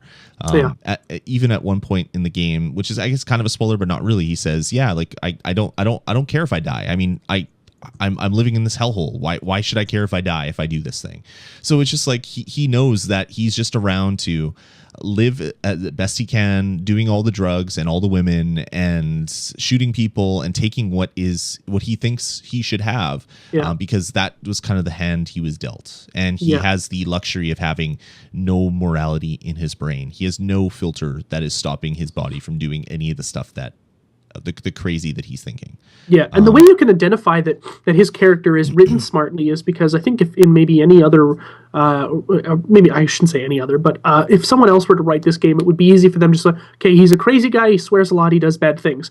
But Trevor in this game does all that, but he can also put it together and create, like, a master heist plan where you have to, I can't say anything, but a very, like, well put together and formulated plan that you have to have, like, almost a genius level brain to think of to begin with, right? And then he gets a lot of guys to help him plan it out and do it. And I literally just finished that mission as we started the show, and it's something that an idiot wouldn't ever think of, right? So that's where you get that dichotomy of him being a psychopath, but also someone who can still put it down, structure a plan, and make it work, and it, you know, be a very complex plan. And I guess that gets us into one of the really cool parts of the game is the heists. I remember in Grand Theft Auto 4, there's one part where you rob a bank and you make like $2 million or something like that. And it was the standout sequence of that game. I think it was a bank. I'm pretty sure it was a bank. You go and you rob a bank, and you're chased on motorcycles by cops, and you have to, like, basically lose a 5-star rating, which was super hard, but it was like a half an hour sequence, and it was super exciting. It was the best part of that game, was robbing the bank. In this game, you can, again, I won't say it, but there's a bunch of different heists that you can pull off, and you have to recruit a team of people to help you out with certain aspects, be it a driver, be it someone who can hack a security system, someone who can use a gun really well. Oh, and here's a hint to people listening. Always hire the most expensive people. Otherwise, they do really stupid things, and you, like, an hour later, you're like, oh, God, I'm an idiot for hiring that douche. Yeah. Like crash a motorcycle and you lose a full third of your take. Yeah. Yeah. Yeah. Just do what I didn't do. It's not a spoiler. Just do it. Yeah, hire the expensive people. But that's one of the cool things. You have a choice, right? If you want more money, if you want to be greedy, you can take a risk on someone who isn't proven, right? And there's also what you have to do at the beginning is kind of scope out the location. So you have to, I can't say anything but specific anyway, but you go and you try to figure out, okay, where are the security points? How do we get in? If we want to take a certain route, what kind of plan do we do? And then what you get to do is your guy who kind of puts together your plan will give you a couple of options. Like you can either go in loud, kick in the door, gun everybody down, and take what you want and deal with the heat, or you can do it the smart way where, we set up a really kind of like Mission Impossible-esque espionage plan, where we're hacking stuff. And well, again, that's all I can say. But it's very interesting. And I finished 2 of them, and from what I understand, there's like 4 or 5 more to do in the game, and they're really standout sequences where like this is super exciting. You take that one section that was really, really great in GTA 4, and you give us like 6 or 7 opportunities to do it in the 5th game, and that's really, really great. Yeah. And something I'm really looking forward to when GTA Online comes out is just kind of perpetual heist missions you can do with your friends. So I think you've only finished 1, right? And you're kind of working your way through a second one. Working on my second one right now. Yeah. Yeah, it's cool. The first heist was great. I mean, like there's the planning phase, making the decisions on the planning, the hiring of people, the going and getting the stuff that you're going to need to take to like successfully complete it, and then the actually doing the heist. Where at any of these points you can screw up and make it life totally difficult for you, or you could just do it the right way and make it out, and then you get chased by cops. You do all this other fun stuff, and it's just like. It was an amazing like hour-long segment of the game where I was just like, this is fun. This is what I want to do for the next 30 hours. I want to do this. It was it was great. I really, really dug it. Yeah, it really is a fantastic game. I think it's definitely worthy of the high scores that it's getting. The 9s and the 10s. It's a stupid question to ask, but I'm going to anyway. Again, we've only played about 25 hours collectively here between us, but what universe would you rather spend more time in? Skyrim, if they came out at the same time, or GTA 5? I mean, like, what kind of appeals to you more? I think I'm more of a Skyrim kind of guy. Yeah. I love that setting because it's not like real life. There's everything about it is different. Yeah. Not that I go drive around and shoot people in the face, but it's kind of our world that we're living in. I kind of like them both for different reasons. They're both really good. I love open world games. Just I get really kind of distracted with a lot of them that are out there. Yeah. But yeah, I love the Elder Scrolls world. So I'd rather play 100 hours in Skyrim than I would 100 hours in GTA so far. But I haven't beaten the game yet, so who knows? I'm really looking forward to spending hundreds of hours playing the online stuff if I can get enough people that can game with me at a regular basis. So I'm not just playing with randoms, because pickup groups and randoms, that's where my hate of online play pretty much stems from, is doing it on Xbox. I've got a lot of friends on Xbox Live who have been playing GTA, so I know that I'll be able to play some GTA Online with them. Mm-hmm. It is kind of interesting to kind of maybe compare and contrast different open world games, because I guess the framework around them is very similar. But when it comes to trying to like rank GTA, right, like, is for me, like, one of the things at the end of the year that's going to be difficult is trying to pick a favorite, right? Like, I don't think that when we make a top 10 favorite games or top 10 games of the year list, that my number 1 is necessarily a better made game than a number 2. It's just my favorite, right? So do I go with Grand Theft Auto, or do I go with The Last of Us? What do I do? And that's a question that, like, from the first couple of hours of GTA 5, I was like, this is going to be a very strong contender for that number 1, number 2 spot. Mm-hmm. How does it rank? And as we kind of play through it and get more time with it, it's something that will make itself maybe hopefully more apparent, or maybe it'll make that decision even harder. What's your favorite thing to do in GTA 5 so far? Favorite activity? I don't know. I really love doing the heist. I love setting up the heist. I'm really looking forward to more doing some of that. I love flying.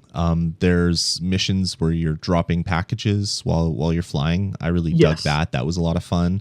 That was fun. I don't know. I love exploring. I love pretty much everything about the game right now. Have you played tennis yet? No. I Oh was my god, it's so addicting. I was man. going to the other day, and I just never did it. So I'm going to play some tennis. I want to do more yoga because that was actually really kind of fun. Yeah, the yoga's I just fun. went through Tennis and golf are super fun. I haven't gotten to any place where I can play golf yet. The game, like, there's a post on Reddit, and it was one of those meme posts where it's just a picture and somebody writes some words, and then thousands of people like it for some stupid reason. But it was like this guy's like, I basically what I want to do is I wanted to buy Burnout, I wanted to buy Tiger Woods, and I wanted to buy Mario Tennis, and instead I just bought GTA 5. Because that like there's all these games, and tennis plays so well. Golf plays really great for a game that's literally just about hitting a meter. And then there's so many different, you can do street races, you can do boat races, you can do friggin' yacht races, you can do off-road races in the desert. I mean, it's insane how much shit they give you to do. And then, at the end of the day, you could still go and get a friggin' hot dog. You can go and ride the rides at the pier.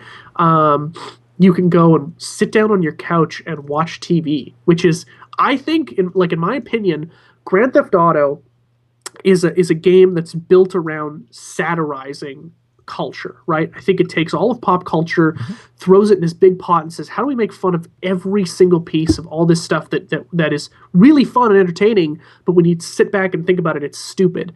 And I like that Grand Theft Auto gives you the opportunity to sit down on your couch in a virtual house and watch TV. And that's the game, right? And that, to me, like, that makes me laugh so hard that I caught myself sitting and watching a TV show, and I'm like, I've been sitting here for like 6 minutes, and I'm just like, what the hell am I paid $60 for this? Yeah. Get out and shoot some hookers, Like, it's so ridiculous that I'm sitting on a couch in a virtual game, and I am just watching TV. But you can do that if you want, It's so crazy how much stuff they give you to do.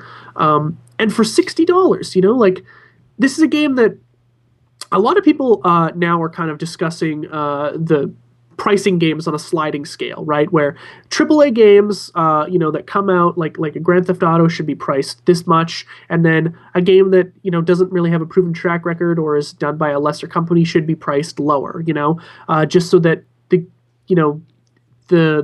buy per I don't know, I guess I would say good rating should be, dollar per minute.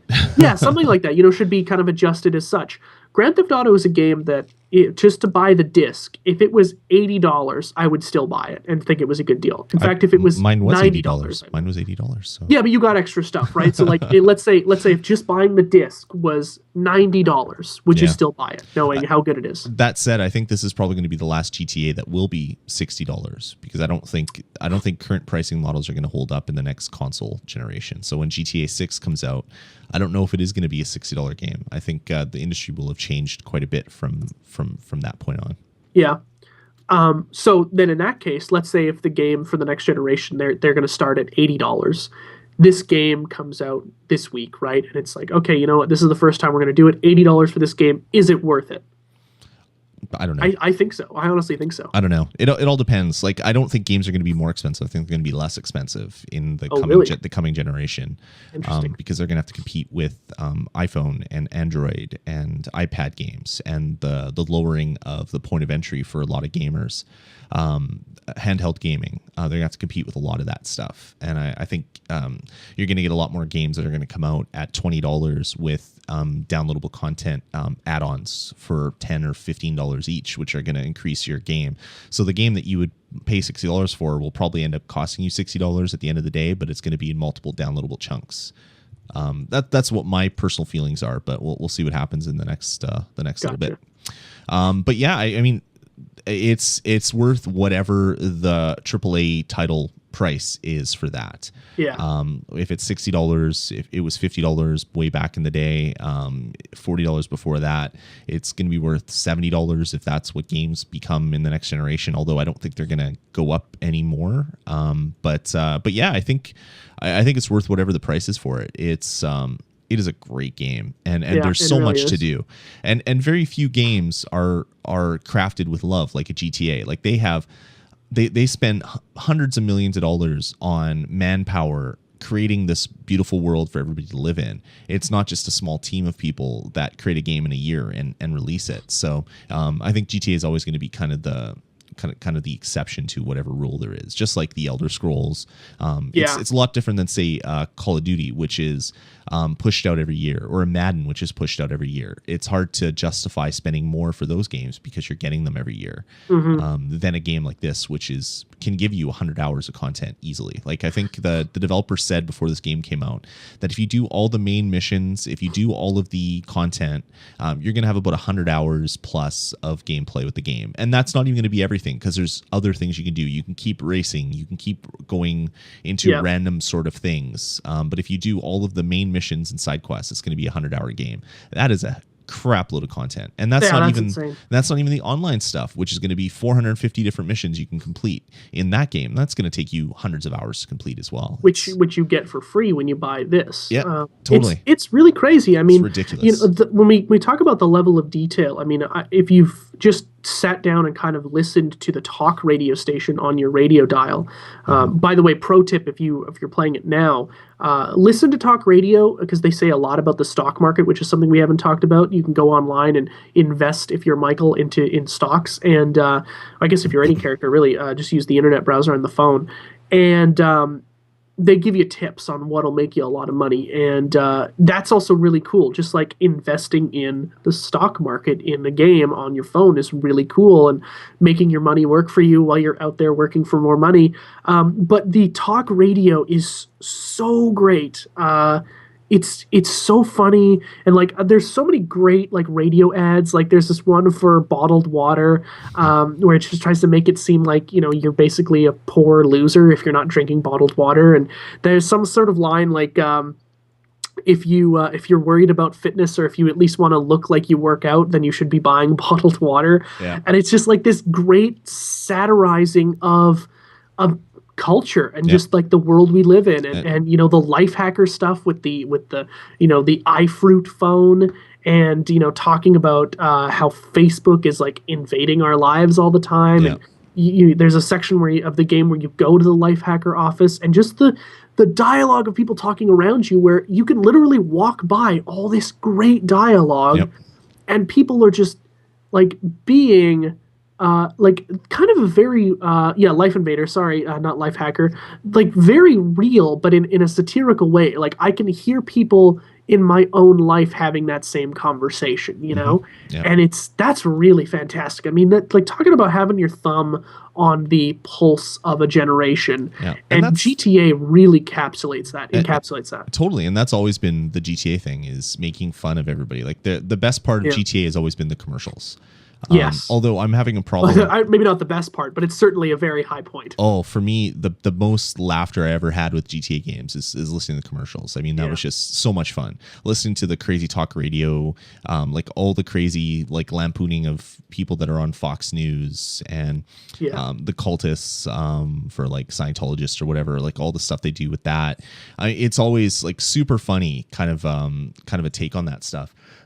Although to be honest, I'm having a hard time listening to the talk radio stuff because I can't get off the West Coast station. West Coast Classics is one of my favorites. Yeah, I mean, I listen to it all the time. I mean, I used to listen to that music all the time growing up, and so just getting in a car and listen to some and Dre. I mean, like that's and the environment also really Well, it fits with the world. Like it totally fits with the world, and I do that.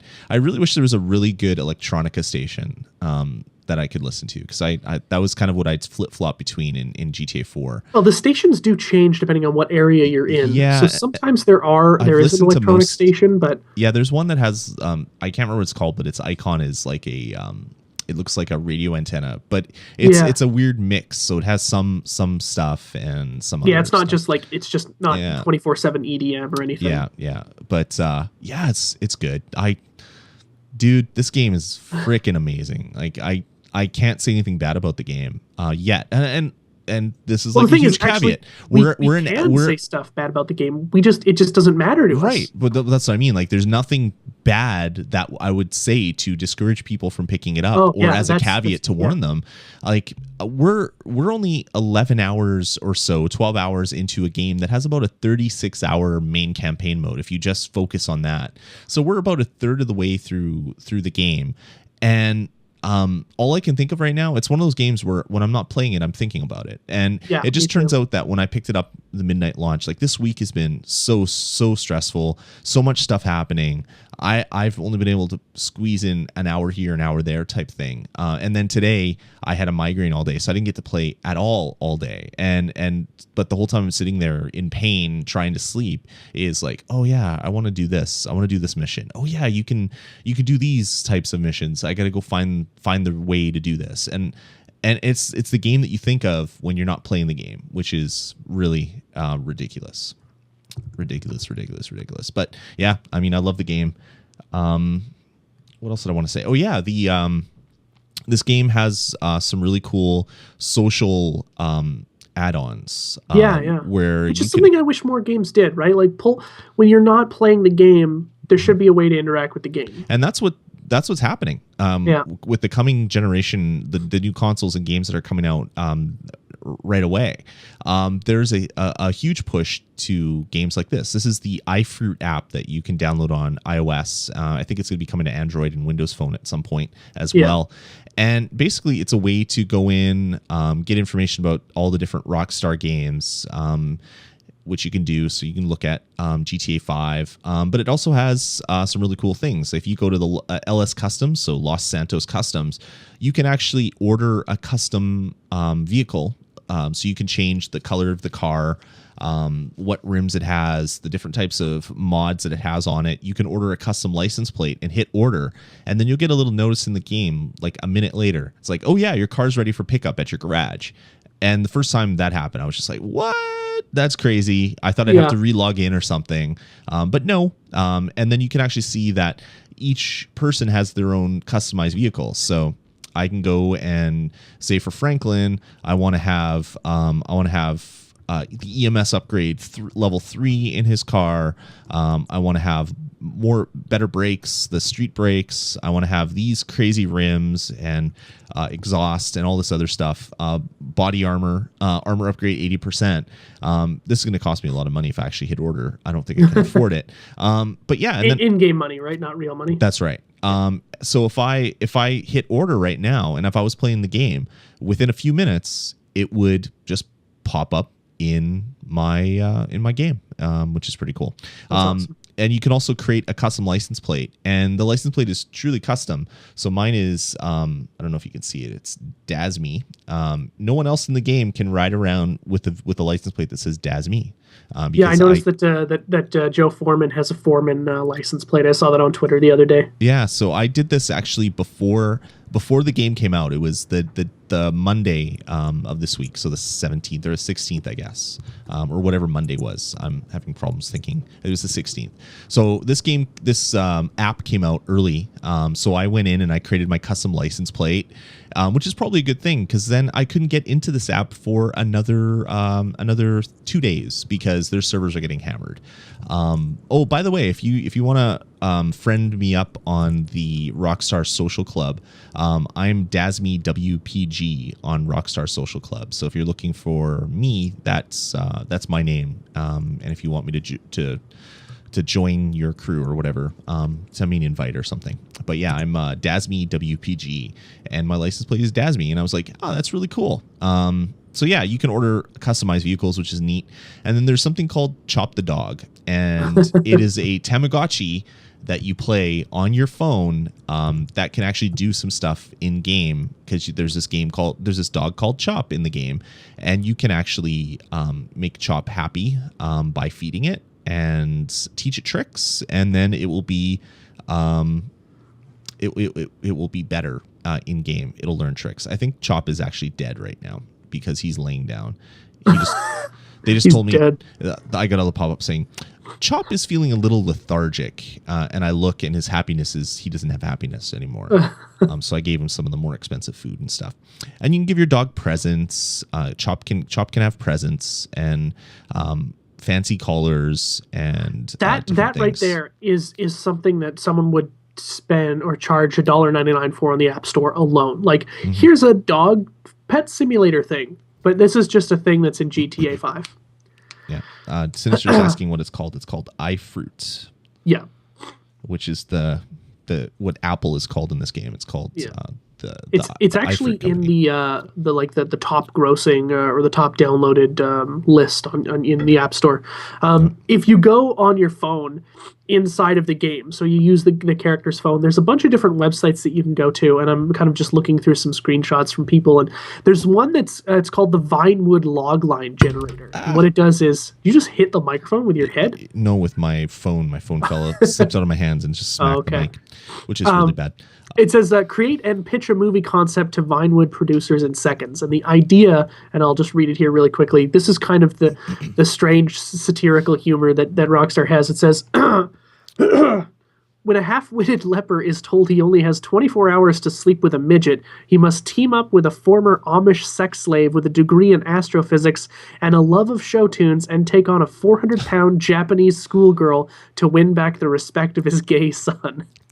Like, wow. That's what we're talking about when we talk about satirical humor in GTA 5. They hit every buzzword for vitriol online in message boards on gaming websites. That's great. Yeah. So right now I'm playing Chop, and right here I just taught Chop to sit. So now if I'm in the game, I can actually command my dog to sit. That's really cool. Chop learned a new trick. He can now sit in Grand Theft Auto 5. It's like a stupid little app. But it's a lot of fun. So now I can work on teaching Chop to shake a paw, I guess, is the next one that I can do. Spending credits. And the credits in this game are actually given to you time-based. So they basically come up every hour or so. You get a certain number of CRs, and you use those CRs to teach your Chop a trick. Have you watched the Conan O'Brien review of Grand Theft Auto 5? No, I heard it. I heard it's hilarious, though. I want to watch it. It's really, really great. Like GTA 5 is just, a level above, a lot of games that'll come out this year. Literally, if you're one of these people who has $60 to spend all year on a video game, this is a great way to spend it, because there's going to be so much stuff that you're going to get.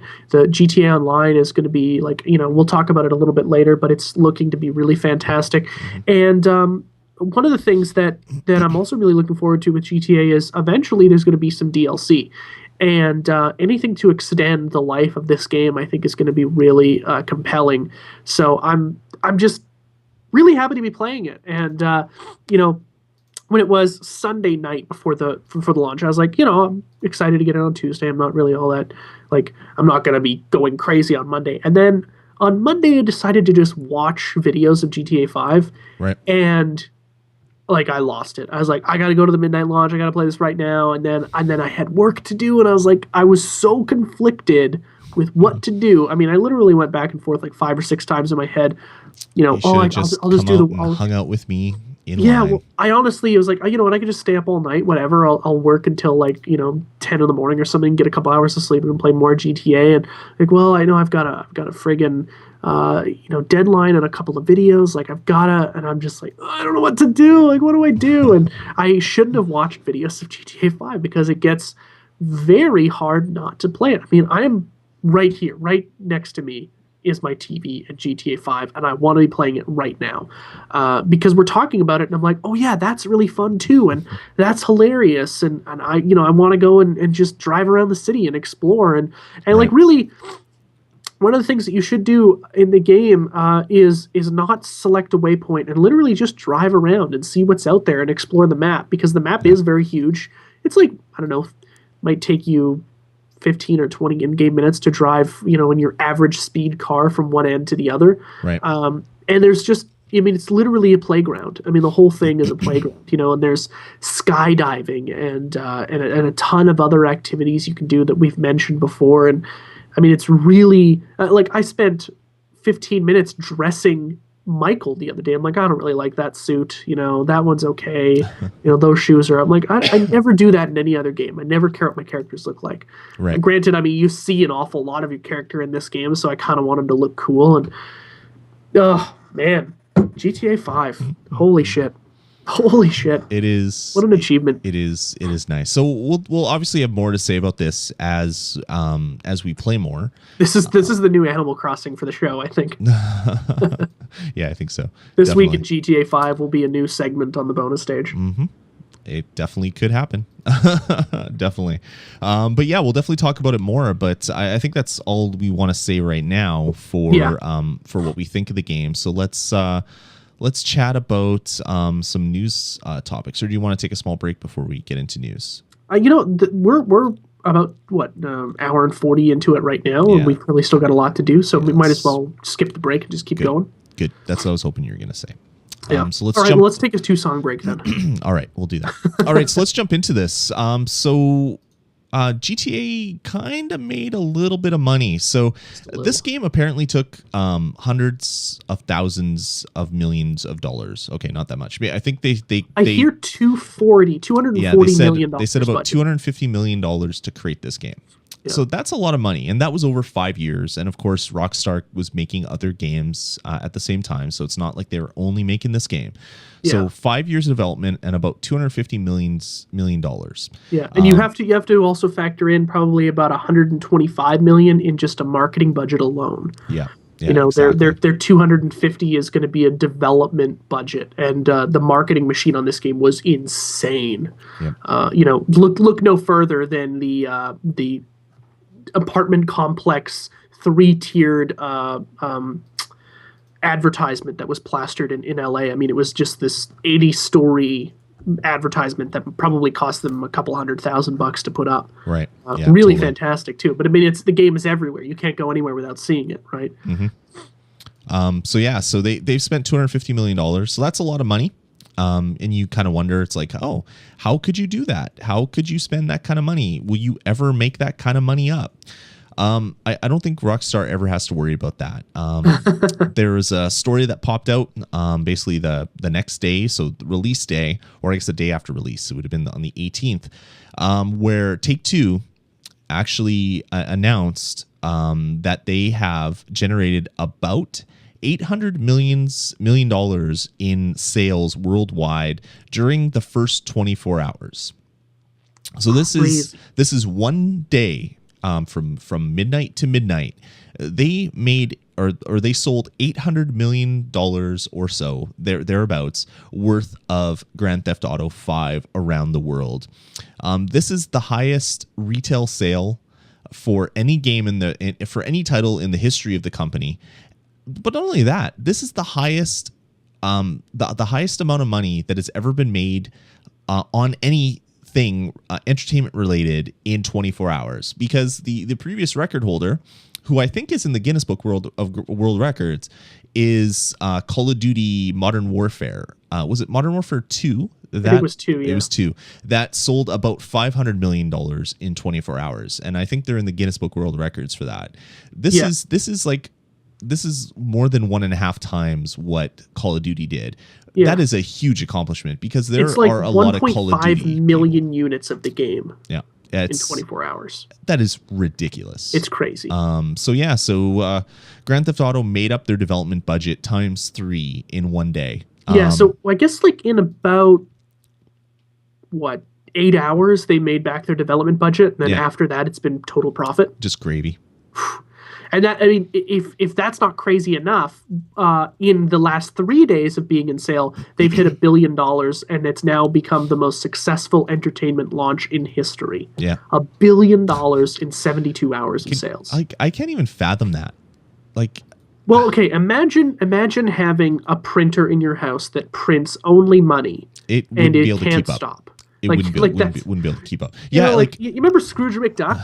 Like that, but more. It just, for something to sell that much, it's ridiculous. And the funny thing is all the articles for the first half of this year about how the games industry is doomed and it's on a downward swing, and that the industry is being basically taken over by mobile gaming, and that console games are going to be dead in a few years.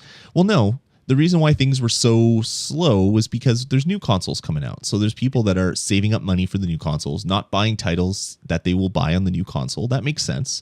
But when a game comes out that's worth owning, people are going to pony up the cash to the tune of $1 billion in 3 days. So I think the industry is doing okay. People that post online and seem to know everything about everything. Has a next-gen port of this game even been confirmed? Rockstar has basically said that yes, it will happen. And they haven't said when or how. I hope it comes out shortly after launch of the new consoles, and it's one of those $10 upgrades that that'd be sweet. That Activision and EA are doing, because that would be great. I would love to do that. Yeah, but $1 billion, man, holy shit! I mean, that's just crazy. Like, okay, in comparison, the Avengers, which was the fastest film in history to hit $1 billion, they did that in 19 days. Rockstar did it in 3. Yeah. Granted, I mean, the price of entry is $60, and there's some inflation there with the collector's editions being $80 and $100. Sure. But you're still talking about like 1.7 million people flocking to see this thing or to buy something from you in the first 72 hours of sales, which is, I mean, when you break it down by minute, you're talking like, thousands of people every minute are purchasing this game. And that is like unfathomable to really kind of break it down and think about it. I mean, it's insane. And I think Grand Theft Auto and Rockstar especially deserve it. Rockstar has been knocking games out of the park for decades. I mean, they've really, a lot of people really hate on GTA 4, and I'm not quite sure why that is. I did think it was a very strong game, and it was built really well. It did have some bugs and some I hated going bowling with Roman every 20 minutes as well too, but it was still really fun. And, finally, I mean, not finally, it still made a ton of money, but, Rockstar's being recognized big time for this game. I think people wanted this game for a long time. I mean, the last year since we got that little bit of tease at E3, and people are like, yep, can it come out tomorrow? I want to play it now. I'd chop off my right hand if I didn't need it to play this game, kind of thing, Yeah, it's like, when you compare this to a movie release, you got to also realize, or you got to remember, not realize, you got to remember that there is a hell of a lot more people that watch movies than play video games. So for movies to make less than a video game, it's kind of bizarre, because it's a smaller pool of people. Even though they're spending more money, there's less of them. The whole $1 billion, I still can't get over that. I know we're past that point a little bit, but it's still, it's really, really bizarre. Anyway, let's move on. Let's get into what's next. Let's get into PC version of Grand Theft Auto 5. It's not happening, but apparently there's a lot of people out there that really want it to happen. And a fellow Canadian has taken up the task of shaming Rockstar into making it by creating an online petition that it might actually happen, or that at least there's a number of people that want it to happen. It's trying to kind of convince them of the point. I do feel bad that people on the PC who invested quite a bit of money into making their computers their gaming rig of choice, that they can't play this game because, I mean, they should be able to play it. It's a ton of fun, and I'm sure they're a little bit jealous, like as I would be, if I couldn't play it right away. Buy console. Has an official and that's what a lot of people have been doing. This is a game where maybe you just should spend $200 to get a PS3 and buy a console and get PlayStation Plus while you're at it, and pick up Grand Theft Auto because it's that good. Mm-hmm. But has Rockstar even come out and officially announced this is why we're not doing a PC version yet? Or I haven't heard any sort of any sort of official reason as to why it hasn't happened or when it will happen. But I mean, there was a lot of people that were modding GTA 4 to make it super realistic looking.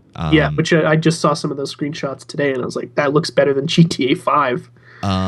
Yeah, I totally. And I could understand why people would want GTA 5 on the PC, but I don't know, maybe it'll happen eventually, who knows. But I can't see this petition changing things, but at least it tells Rockstar that there's almost 500,000 people that want a PC version. And if only 10% of the people would buy it, I mean, that's 50,000 copies that you would sell. That's pretty good. Yeah, I mean, you certainly kind of corner yourself out of a market, and I think they probably understand that. Not that it's hurting them in any way, shape, or form. It is kind of strange that they don't want one. I can't remember if PC version of GTA 4 launched alongside of the console versions or not. I don't. Yeah, I don't know. I can't even remember. I don't think so, but I'm not positive on that, so I can't say either way. Yeah. This is actually really cool. I was poking around Rockstar Social Club. You can get like really detailed stats in the social club, even more than what they show in the game, which is kind of neat. That's cool. You can even see all the different kinds of vehicles that you play or that you use, what your favorites are. Your favorite radio station is West Coast Classics for me. Nice. That'll be mine too, I'm sure. Which is neat. And then it even tells you how many lap dances you've had. I mean, that's always a good thing to know. Really? Yeah. That's crazy. Yikes. Okay, so GTA 4 came out 29th of April 2008 for the PS3 and Xbox 360, and it came out in North America and then around the world December 2nd and 3rd of 2008. So in the same year, but like 7 months later. Yeah, exactly. Cool. So what do you think? Do you think PC is going to happen? I think eventually it will. Yeah, but I don't think it's a top priority for them right now. I think what they're doing is getting GTA 5 ready. Yeah, or sorry, GTA Online. Exactly. That's definitely their priority. They want this to blow up the internet and say, hey, look, someone paid $60 and we're not charging them $10 a month to access all this online content that we're going to keep updating all the time because we're awesome and we're Rockstar and we love gamers. Well, so and I guess while we're talking about it, we might as well segue into the kind of the last topic of the day, which is GTA Online. Is it GTA 5 Online or GTA Online? I think it's just Grand Theft Auto Online is what they're calling it. Okay, at least that's what it's on the social club. That's how it's denoted on this one page that I'm on. Because I've read it both ways. I've really in this article it says GTA 5 Online, but I've also heard of GTA Online. Anyway, so it's going to be free. And it's going to be, I'm assuming it's going to be accessed through the social club through your game disc.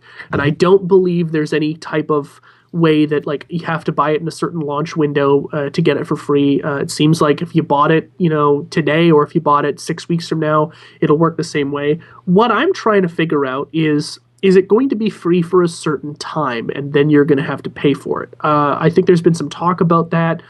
It seems to me that Rockstar has no intention of ever charging for it, which is, really great and also really interesting to me because if I was them, I might put $5 a month on it just because I think people would probably pay it.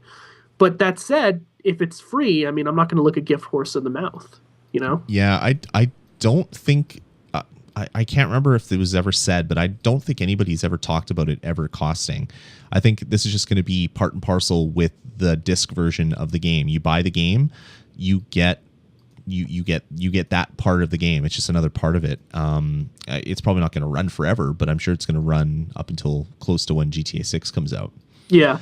But by the sounds of things, sorry to interrupt you. I didn't mean to. They're going to keep adding content to it as well. So it's not just going to launch with 450 missions and then it's like, hey, go have fun.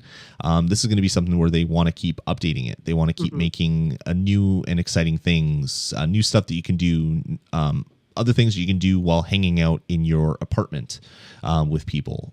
They want to keep doing that, which is just, I don't know, it's ridiculous. And I love Rockstar. This is the type of crazy that Rockstar would do. Yeah. And like any other company, even if I owned it, right? Like I'd be like, we should charge them something for this. Like eventually, right? Like maybe keep it free for the first 60 days or something, and then you got to pay $2 a month or whatever. And there's going to be millions of people playing it. We'll make a ton more money, and we can use that for upkeep on the service or something. I would, and I love free shit, and I hate microtransactions. I would if I was, I'm a capitalist. I want to make money. Let's try and make money with this. That there just seems like they're giving it away. Tom and I were talking the other day. He hasn't picked this up. He's never been a real big GTA fan, but I said to him, like, maybe what you should do is buy it, even if you don't really have any real plans to play it right away, just because you never know. GTA Online might become a paid thing at some point, and maybe you just didn't get it in that certain launch window. I don't know, but there's no documentation in here that says activate your online thing now for free. It's just no, hey, it shows up in the menu. coming. Like if you hit start and you start shoulder buttoning through the different menu items, one of them is GTA Online. So it's just going to show up as a menu option. It's not a separate game. It's not a separate download. It's just going to be there and accessible at any time. Yeah, and on the box here on the back it says featuring Grand Theft Auto Online. Do you remember?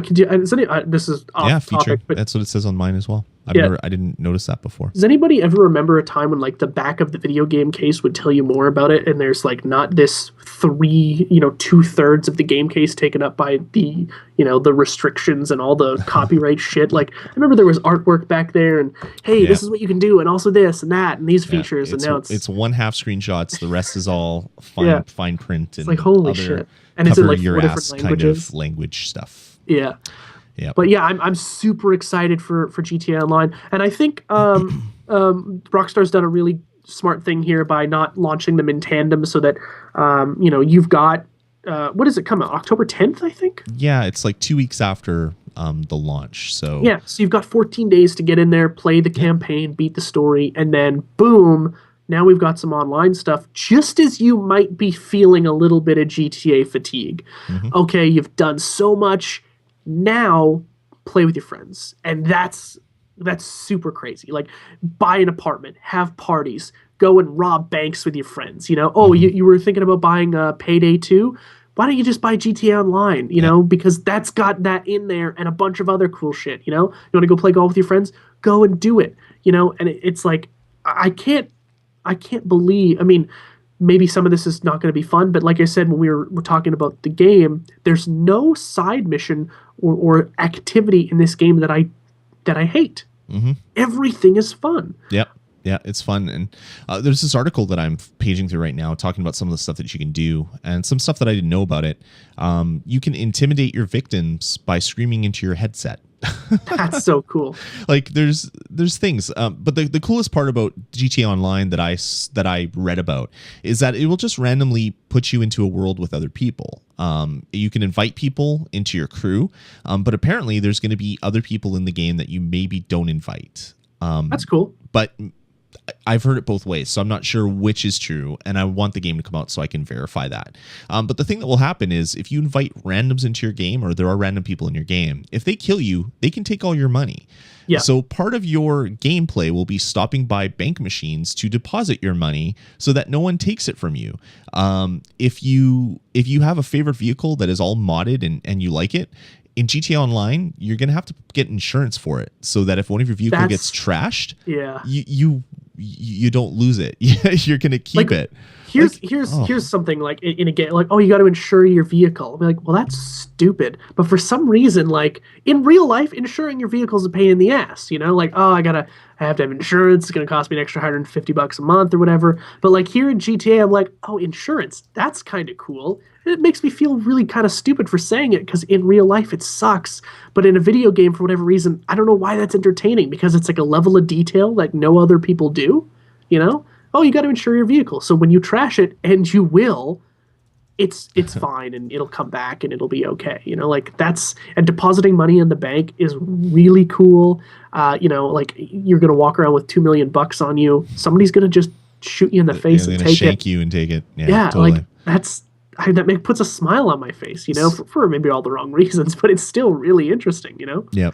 So one of the things that from this article that I didn't know, well, I kind of heard, but I didn't know the specifics, is all the multiplayer missions in the game will support up to 16 players, but all other modes support up to 32 players. Yeah, which is crazy. I didn't know what the limits were. That is pretty good. I thought it was 16 players, and that was it. That was all. Yeah, I did read some articles. Like people were disappointed because they thought it was going to be an MMO, which I mean I think would have been too much to ask for. Yeah, I mean it kind of is an MMO because but everything's not like hundreds of people in the same. Yes, but it's an MMO in the reason that everything is persistent in the world. So whatever you do is persistent from one play to another. But it's like a when you play WoW and you go into a raid group in a dungeon, there's only X number of people that are with you that are in that copy of that dungeon, and that's kind of what this is going to do. Every person can have their own their own apartment, and you can visit other people's apartments. But there's no way that every single apartment of every person that ever played the game would all be in one world. It's just going to be like slotted out and instanced for when you have people over to play or whatever like that. Yeah. So yeah, and for female listeners, you will be able to play as a female character. It's actually one of the reasons like Carly really loves Saints Row. And I asked her, like, are you going to pick up GTA? Not that she could because she only plays on PC, but she's like, oh, it doesn't really seem interesting to me. One of the big reasons is because she can't play as a female. And I didn't, as a guy, video games are really tailored most of the time towards me. And that's fine for me. I don't have to deal with any of that kind of stuff. But it's a big deal for a lot of people that you can't play as a female, and not that like it doesn't really affect me all that much, and I feel fine with it. But I think it's always nice to have that option. Maybe one of the 3 characters could have been a female. I don't know if that would have worked in the way they decided to write it. I think it's nice that they're offering okay, if you want to play GTA Online, you can play a female character. Although there's a lot of people who are complaining about that as well too. So I guess you can't ever please everyone. You can't please everyone. Yeah. Ever. So Rockstar's allowing you to do that, so that's fine. That's cool. You can get your girl on in that game, so that's cool. I'm super excited for the whole thing. I mean, we've been talking about this game for 2.5 hours now, and I want to play it so friggin' bad right now. Yeah, I think I'm going to actually go play it right now. Yeah. I'm going to go play it. All right, guys. Well, that's going to about do it for this GTA special of the bonus stage. Hopefully you enjoyed it. Hopefully you really dug what we had to say, and that if you're on the fence, it swayed you either way, whether you get it or stay away because it's not something that you would like. Let us know what you think. Email us, vgpodcast@gmail.com. Or you can call our voicemail line, which is area code 505 VG Podcasts. Follow us on Twitter. I'm at DazMe on Twitter. Jeff is at Jeff A. Ward on Twitter. You can follow me on the Rockstar Social Club, which is DazMe WPG. So DASME WPG. I don't know if Jeff wants to give his out, so I'll let him do it if he wants. I can't remember what my login is. I know what my email is, but I haven't used it since Red Dead, so it's been a long time. So once I finally be able to log in, I'll be able to tell people what my stupid username is. Cool. You can stalk me on Life Invader if you want. Life Invader. That's so cool. Oh, it's so funny. But you get like text messages, oh yeah, stalk me on Life Invader. I'm like, God, I've had that conversation with somebody before. Like shit. This game is so good. I need to go play it right now. So anyway, that's going to about do it for this episode, guys. Hopefully you enjoyed it. Let us know what you think. VGpodcast@gmail.com. Of course, you can find all this stuff on iTunes, on Stitcher Radio, or even on YouTube, youtube.com/VGpod. And you can check out all the stuff that we do here on the network, on the VG Podcast Network, over at youtube.com/VGpod. But yeah, that's going to about do it, guys. So thanks for staying tuned and listening. Have fun with your GTA, and hopefully once the game comes out, we can get into some GTA Online stuff.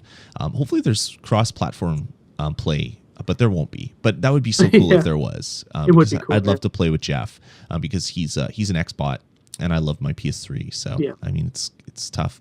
We're like we're oil and vinegar. Doesn't work. But yeah, that would be a lot of fun. Oil and water. No, oil and vinegar.